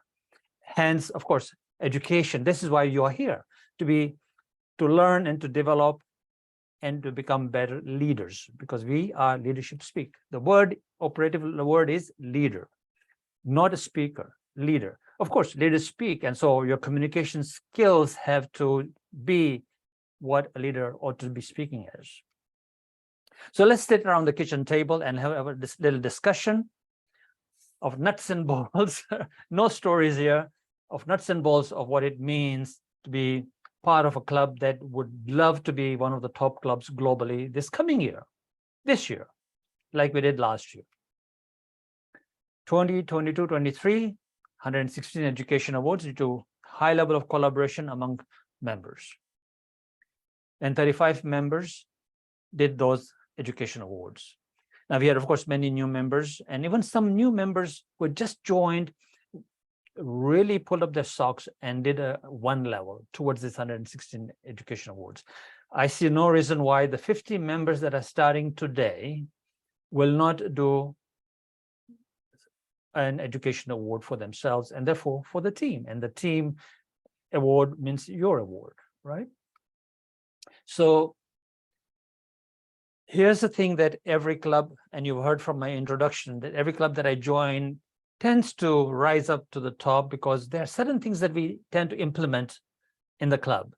And one of the things that we implement is very fundamental to success of the club is by November 30th, we've already achieved 10 DCP points. And as you know, it was mentioned along the way, what those DCP points are. The first 6 are all education, which is why you are really here. And then there's membership growth, new members, because there's always people who leave due to personal reasons, things have changed and so on. And so new members join in, officers are trained, and I'm happy to say that 7 officers were trained in June. All the 7 officers attended District 86 training and so on. So we are all on our way to the 10 DCP points as it is. So now, what is DCP? I would suggest that those 10 points that we're discussing about is DCP, of course. Now, distinguished status is not that important to this club. And here's the reason. You might say, what? Okay, let me explain why it's not that important. It's because the club success plan is much more important to us. The club success plan is bigger than the distinguished plan in terms of that all the members in the club are engaged in the success plan. And that there's more engagement. You could have 10 DCP points, but it could be achieved by only like 7 or 8 members out of 50 members. It could easily be possible, but club success plan means more members are engaged, more people are speaking, more people appear on the agenda. The agenda starts on time, runs exactly as the agenda is supposed to be. Speakers are introduced as they are supposed to be introduced. Evaluators are introduced as per the agenda and so on. That is club success. It's not a distinguished plan. So club success is much, much more. There's excellence and experience and engagement. That's what makes a club successful.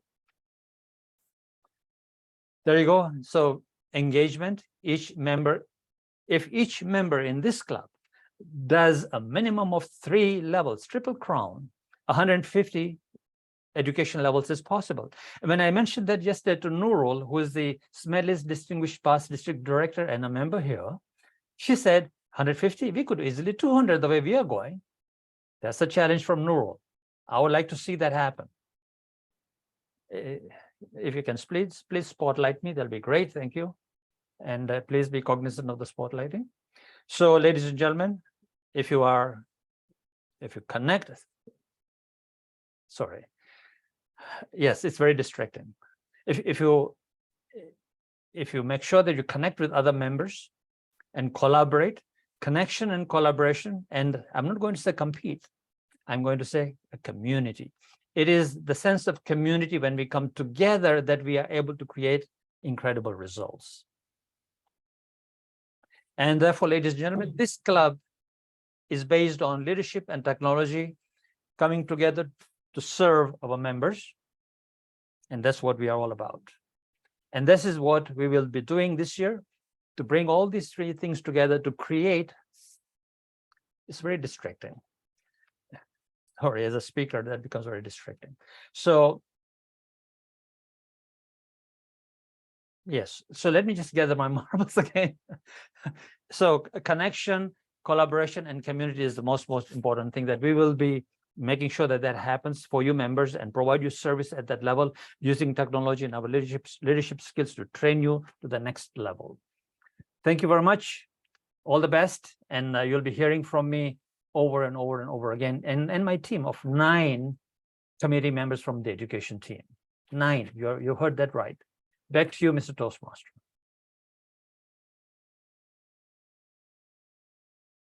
Thank you so much. Thank you so much, Toastmaster Brahm. Yes, educations are so important, our goals over here.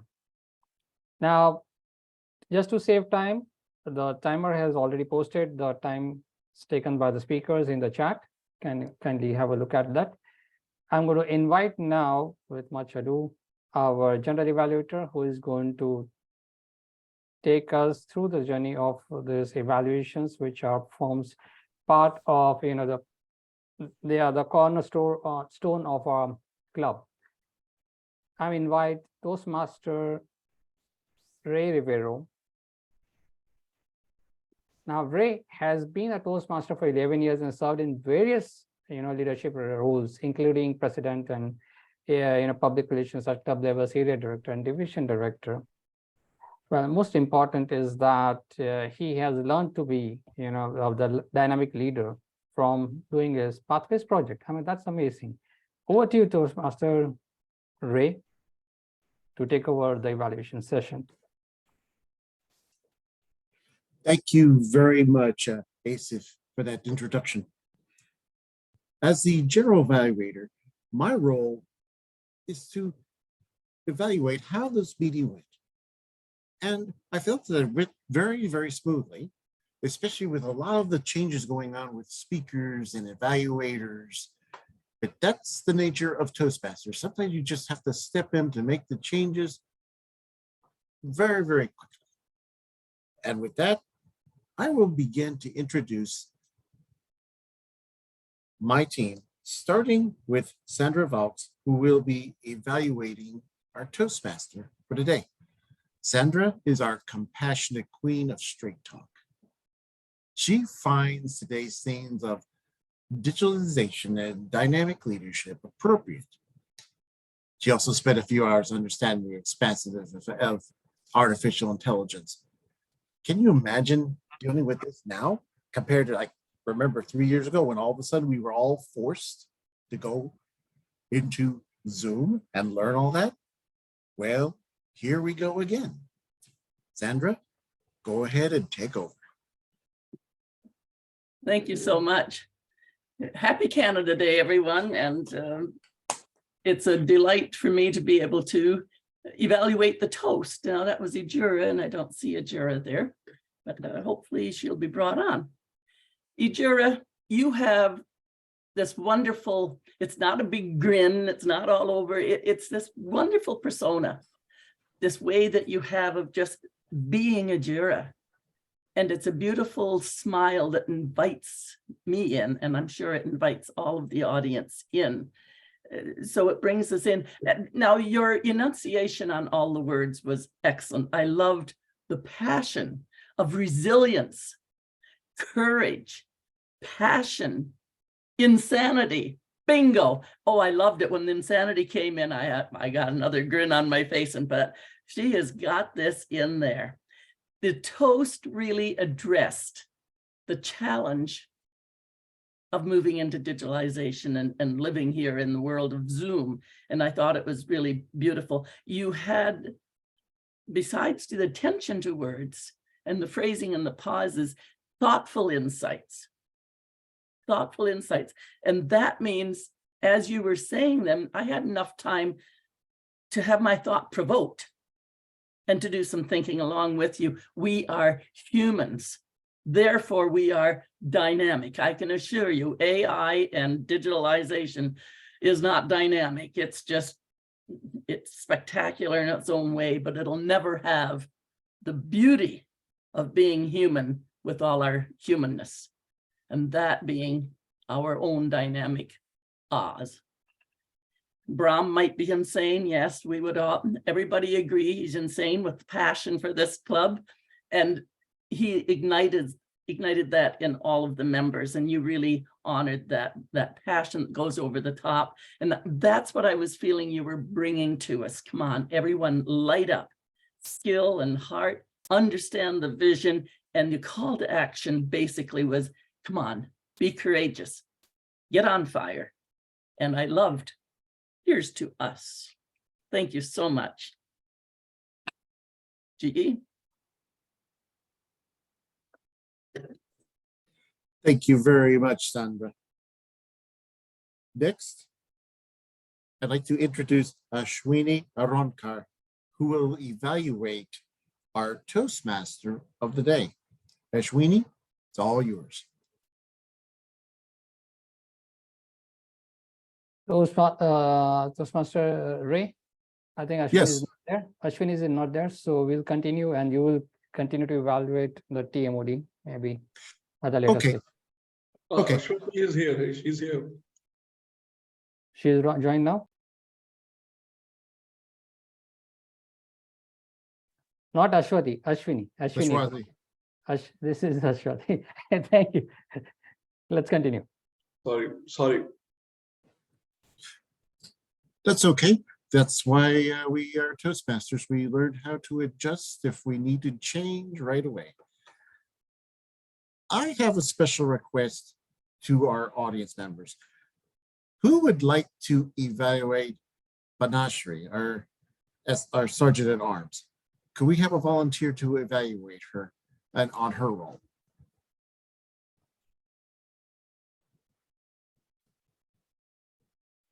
All you have to do is just speak up. That will be fine.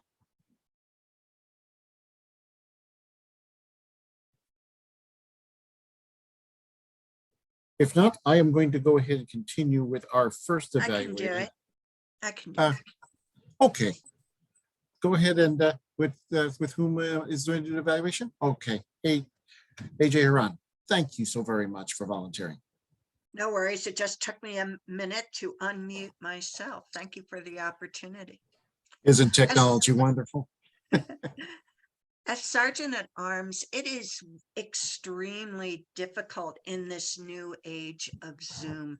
We heard this from so many people, and I feel that the Sergeant at Arms did a wonderful job of getting us ready this morning when we're coming in at a number of different levels. To stretch in this activity, I would look at the settings for the meeting. Things that can help is having the setting in such a way so that when people come into the meeting, they're automatically muted. That will allow us not to have those interrupts while speakers are speaking and someone has come into the meeting with an open mic. All in all, Leadership Speaks continues to lift the bar in trying to have members coming in from all over the world, many times dealing with different technology.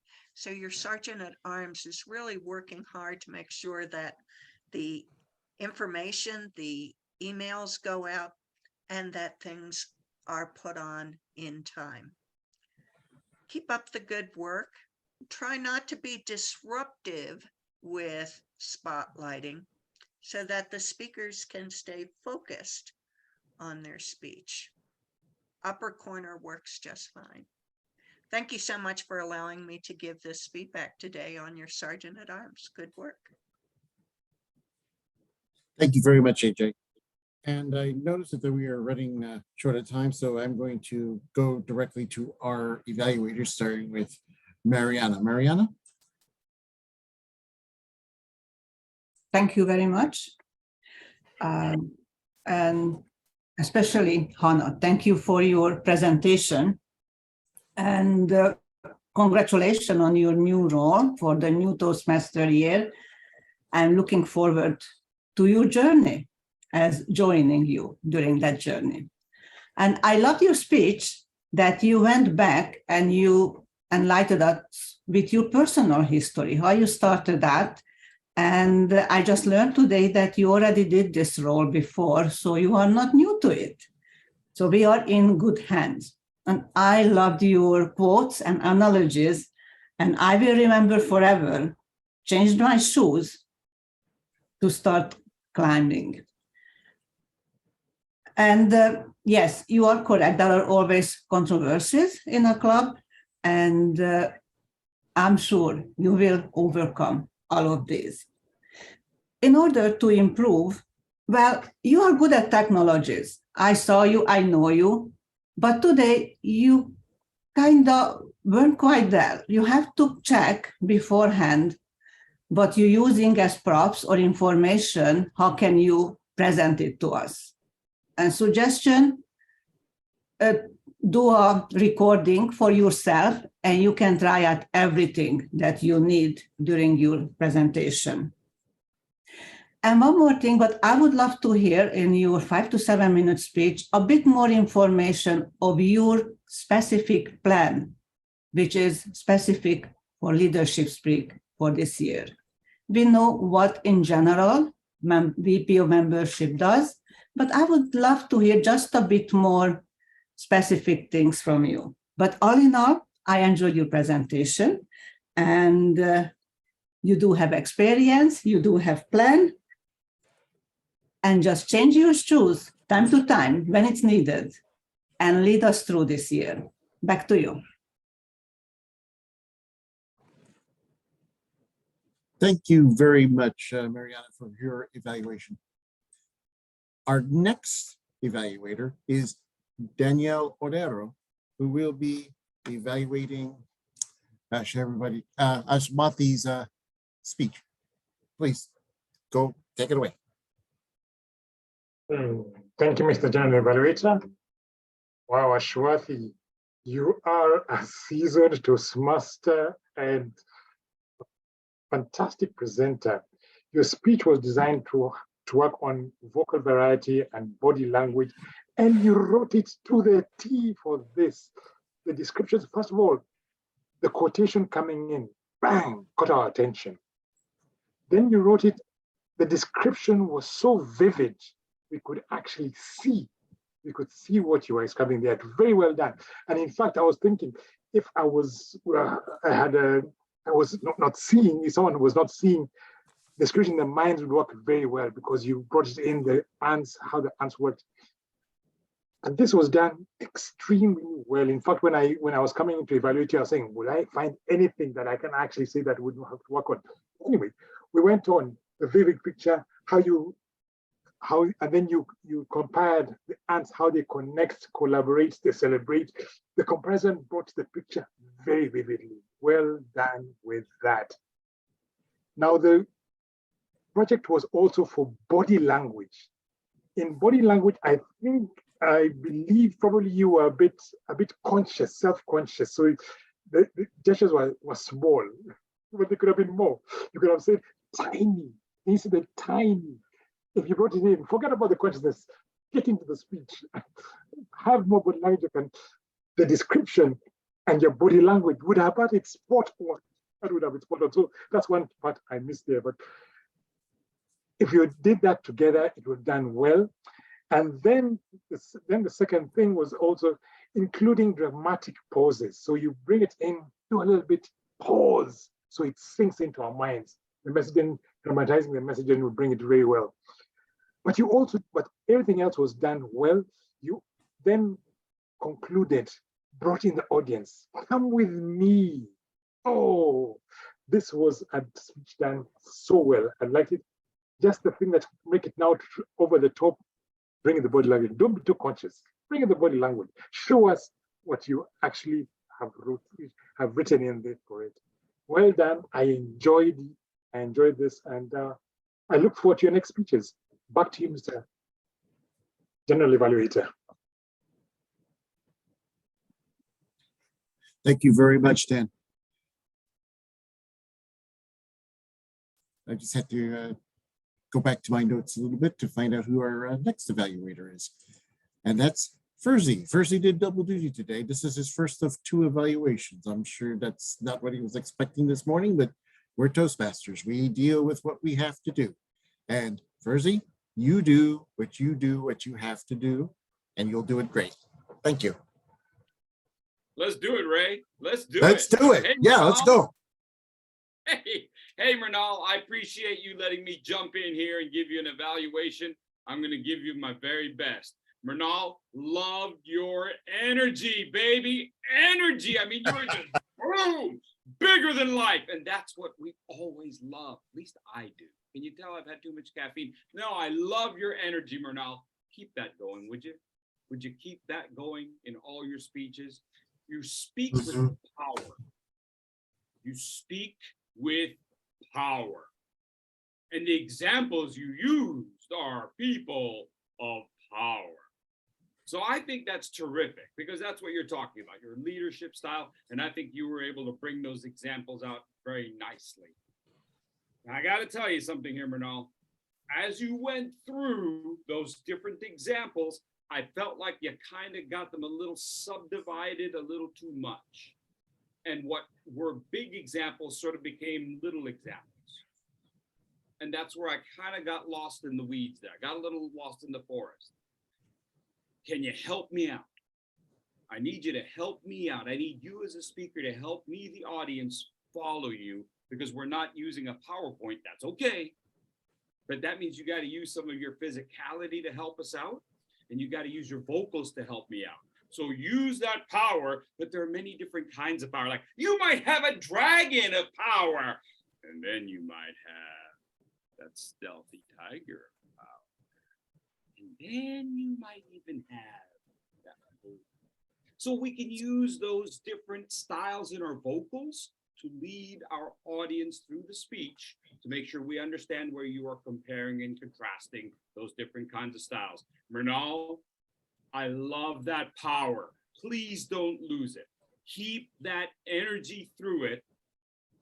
Just use a thinner paintbrush from time to time so that we can find those shifts and use your vocals to shift so that you can lead us through your message. So that when you shift to that wonderful line of, why am I telling you this story? Keep the power. It's just coming through in a very different way. Thanks, Mrinal. I look forward to your next speech. Good luck.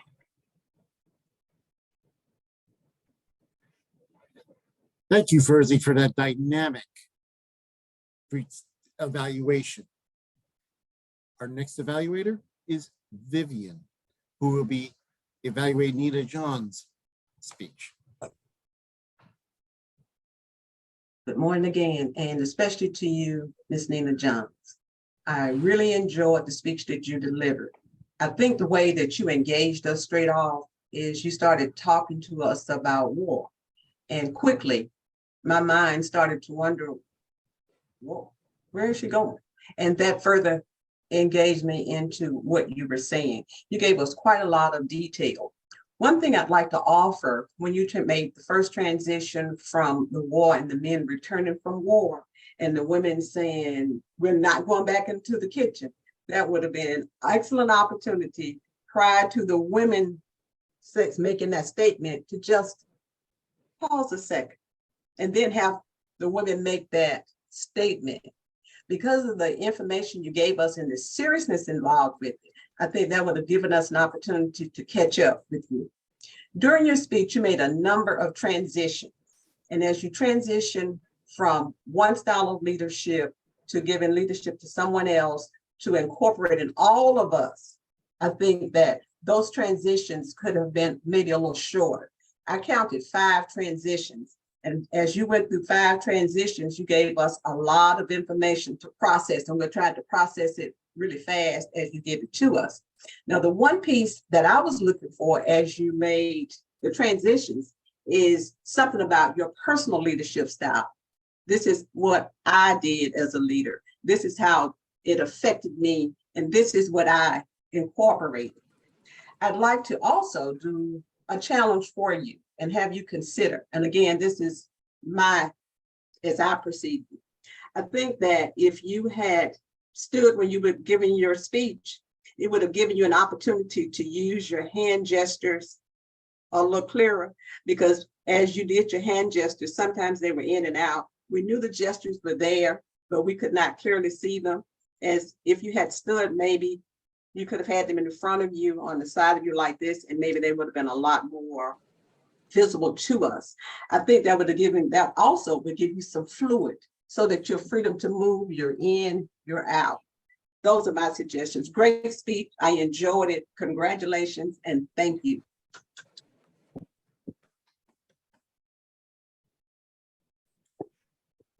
Thank you, Vivian, for your evaluation.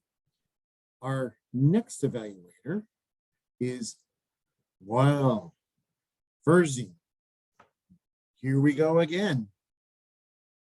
Whenever you're ready, Thank sir. you, sir. I appreciate it. You ever get that feeling of deja vu? You ever get that feeling of deja vu? All right. Paramjit, let's talk what's funny, baby. You're funny. I love it. You are funny. This is good stuff. I need you to take it to the next level. Paramjit, would you open up your mic for a second? I need you to ask me a question, okay? Unmute, and I want you to ask me, what's the most important thing about comedy? What is the best thing for the comedy? Timing. Timing. Okay. It's okay. I know that joke never works on Zoom, but I knew Mariana would love it. We're going to talk about timing in just a little bit. You're a great storyteller, man. You're a great storyteller. I followed you all the way through, and your diction, the clarity in your voice that we talked about over email, much better. So I appreciate all the work that you've done on that. Great sense of humor. I love the opening. I love the opening. That's good stuff. We can do more with that. We can be like, right? Use your eyes to engage the audience in what's funny. Love the opening. That's good stuff. I loved your character voices. You had at least 4 different character voices. You may even have a couple more in there. I'm not sure what you're eating for breakfast, but it's good for you. You keep doing that. Let's do more with the vocals. Let's have more exaggeration, because that's what makes things funny. I had a director once, and he said, there's 3 rules to being funny: louder, faster, funnier. So the exaggeration is what you've got to do in terms of humor. I'm not saying we have to exaggerate everything when we speak, but for humor, hey, when humorous, it's good. So make sure that we have those totally different voices. You can do it. I heard several of them. I just want even more. Can't stop loving it. Louder, faster, funnier. You have 2 vocal qualities that I want you to think about. In the first half, when we're trying to be funny and we're telling the story, that's one vocal quality. But then when you start to ask us for our votes, then we need to get Paramjit the grandfather. And when he's asking for votes, it's totally different. That's what I challenge you to do, so that we know, oh, he's serious. I'm ready to vote for him right now. Click. Paramjit, thanks a lot. I appreciate it. Louder, faster, funnier. You're awesome, baby. Thank you.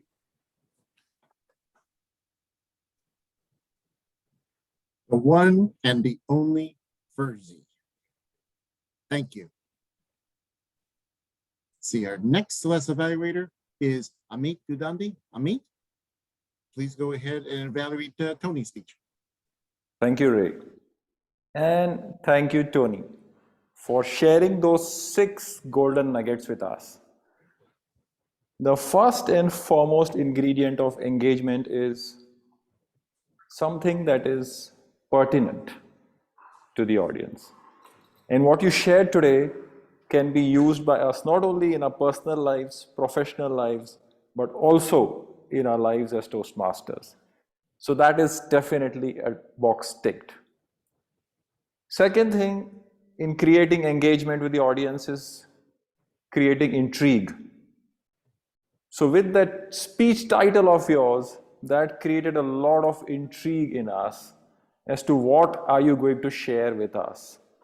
So that is a second key ingredient when it comes to engaging and keeping your audience with you. I loved the way you also modified your voice and tone and voice modulation, and also included a little bit of humor in your speech. So these are some outstanding things that you did. And of course, you shared a personal story. That also helps us in easily following the speaker and keep the audience engaged. However, Tony, there are a couple of points that I would like to recommend to you that you can consider working on. Number 1, I thought the points that you had to share with us were extremely important. And I would have loved you to spend some more time on those 6 points with us. By the time you reached to the first one, which is control, I had already seen the green light. And I believe that you were not able to do justice to the great content that you had. By the end of the speech, I would have liked to remember all those 6 points. So perhaps had you given that more time, it would have been easy for us to remember all those 6 points even after the speech was over. Second thing I'd like to recommend to you humbly is that you did mention a story, you did tell us a story, but had you given a real example of that call with the sales team or the meeting that you had, a real life situation of what the real challenge was, how you took control, what decisions were made, who said what, and how everybody was actually heard, a real case study or a case scenario, that could have helped those points drill in to us a little more effectively, I think. So overall, Tony, thank you again for sharing those golden nuggets. I really enjoyed your speech, and I look forward to listening to you again. Thank you, and back to you.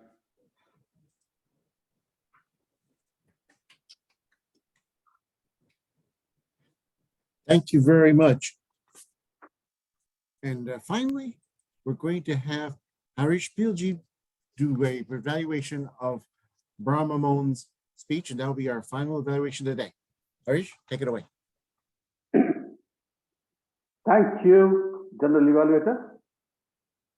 It is said that a vision without mission is lame, and a mission without vision is blind. Ditium Brahm, I love the way you spelled out your vision for our class. It was beautifully constructed. The great Aristotle, when he gave us the mantra of any persuasion speech, he says it should have either of these 3 elements, pathos, ethos, and logos.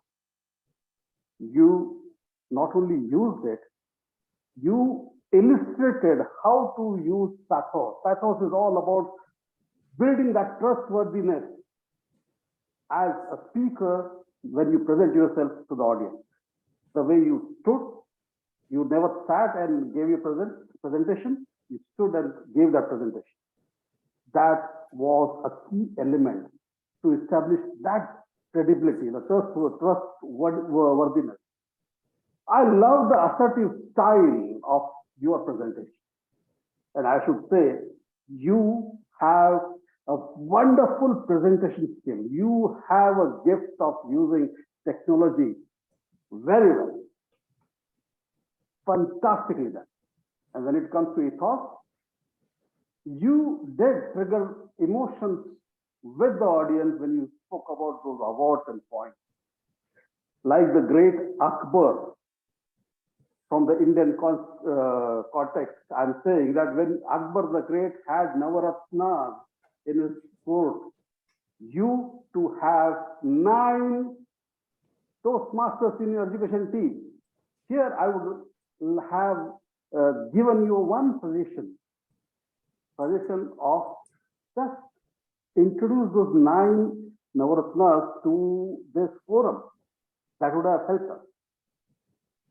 Now, no doubt you are a good presenter, but I found you lacked a bit of practice because there was a slight fumble when the slides went, when you were toggling the slides from DCP point to club leadership points and all that. That could have been erased, such wrong things, which creates a bit of confusion. And a seasoned Toastmaster like you, when he's presenting, I doubt whether he can get worked up by the other distractions. If you had practiced well, probably you wouldn't have gotten distracted. Overall, it was a fantastic speech. It's a testimony how to use technology to come out with your own point. I love the way you have a vision for this club, and it is said that leadership is the capacity to translate vision into reality, and a leader like you will definitely do it. Over to you, General Rajan.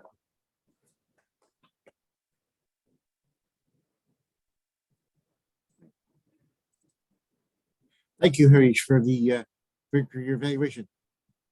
And just to, I know we're running late, so I'm going to just quickly give over the control of the meeting just to Baron, who is going to provide the thought of the day. Baron, do you have a thought of the day for us before we leave? Yes, I do. My thought of the day is going to translate from a quote. This quote is, technology is an enabler. You have to be at the cutting edge of technology, and there is no choice about it. That is from Uday Kodak, who is the CEO of Kodak Mahindra Bank in India. Now that quote is about technology, but I would translate it to leadership. Leadership, as we all know, is a bedrock of everything we do as a society. And how important leadership is cannot be overstated. And it is only right for us to say, even with leadership, we have to be at the cutting edge. It is not enough to just be in leadership and not make a change with it, not make a difference with it, or not challenge yourself with it. So leadership requires us to become dynamic and to become visionary. And to end it, in the interest of time, I'm going to say what one of my mentors once said about leadership, and that is Dr. Christine Navirio. She said, a leader must have a vision, that is true, but the difference between a more successful leader and that normal leader is they have a compelling vision. So while we are being dynamic with our leadership and our visionary leadership, let us also have compelling visions. Over to you, General Evaluator. Thank you very much, Baron. And I'll just go briefly with my report. I felt that the room did open on time, and we had our equipment set up. We did have a few hiccups with our schedule, but as Leadership Speak Advanced Club members, we learned how to adjust and we learned how to adapt, and we did a fantastic job doing that. But we did go a little bit more than a little bit over time, but I guess I don't know if we did it because we had so much fun, or we had so much information, or maybe a combination of both.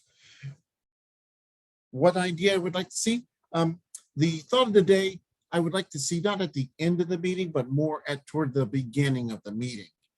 But overall, I think that we had a very good meeting and a very good start and a very good challenge for us. We just finished the past year with 116 awards. I think the challenge, if we get up to 150, we can get up to be the #1 club in the world. And that is my report, Mr. Toastmaster today. Thank you very much, General Evaluator. But that's called adaptability, correct? And that's when we say dynamic leadership and visionary leadership, it's all about what kind of a vision we are looking at and how ready are we to adapt to the changing circumstances. And we did. And that's what Toastmasters is all about. That, it's a congenial environment. It's an environment where yes, we do make mistakes and we recover as quickly as possible. But that would be a real big, disaster if errors happen in a real world where a lot of money or reputation would be at stake. Thanks to Toastmasters, we all have come over a long journey, and that's what we are looking forward in this new year of Toastmasters year, that we're going to improvise with a lot of critical feedback. We are ready to adapt. We are ready to move ahead in life. Thank you, everyone, for your wonderful participation. And now I will adjourn the meeting. At the same time, I'll invite now Mr. Toastmaster Brahm to speak to our guests. Thank you very much, Mr. President. Thank you, everyone, for being in this meeting, and we had a good meeting. I see that our past international president Jim Kokocki is still with us. That's wonderful. Thank you for being with us through this meeting and listening to all our club officers and their vision and what we're going to do this year. So before I turn it over to anybody else, I'd like to ask Jim what he thought of this meeting, or not if of the meeting at least, or at least give us some more motivation and inspiration as we go along the way. Well, thank you, Bram. Thank you, everybody. I'll simply say, keep doing what you're doing. You've obviously got a great environment for people to develop. I wish you much success in 2023, 2024. Thank you, Jim, and thank you for being with us. And thank you all for your support at all times. Whenever I ask you something, you're always there for us. Thank you so much. I'd like to turn over to Paul O'Mahony, who's from Ireland. And I think what he's going to do is bring to his club some of the things that I spoke about. That's what he sent me as a message. Paul, how did you find the meeting? Shocking. I found the meeting shocking because during the meeting I checked up on the club even before you announced that there had been 116 education awards and 50 members, because I'm a kind of data nerd. So I went to find out. And the reason I say it was shocking is that I did not expect to find myself in the presence of a club which is so educational. To me, when I look at a club, I look to see what has been going on during the previous few years. And you're pretty remarkable here. The standard, having 7 speakers plus Jim, blew me away. I thought, you know, this is something special. I've been to an awful lot of clubs in the world. I've never been to a club that's achieved what you have. And the notion that maybe all members of the club next year will get a triple crown, well, I'm talking about a stretch goal there, aren't I? And that is pretty remarkable. So congratulations. I'm very impressed. I will tell other people about this club. And it has been a very good accident to turn up here on a Saturday afternoon. And whoever posted the image of Jim and others, because I met Jim before, but whoever posted that did me a great favor. So I thank you. Back to you, Ram. Thank you, Paul. And you know, we could make it even more accidental by you joining the club, right? Well, I could make it even more accidental by inviting you to come to my club, which meets I'll put the details in the chat. I'm a member of 5 clubs, and I'm also just become a district public relations manager. So you might as well not expect me to join one more club this year. Otherwise, I won't be able to do my job. But I would like to invite you to come to Ireland. There's no other Irish person here. And Ray Rivera can give testimony to whether it's worth it, because he has come in the past. And Tati, it's very good to see you again. And Tati and I are both members of a club called Firebirds Collective. Now, I better stop talking because I'm well able to talk. Thank you all very much. Thank you. And if you want to send me details, please send it to me privately. If you send anything publicly, it'll be deleted. So, thank you very much. We have let's see now on my screen here, we have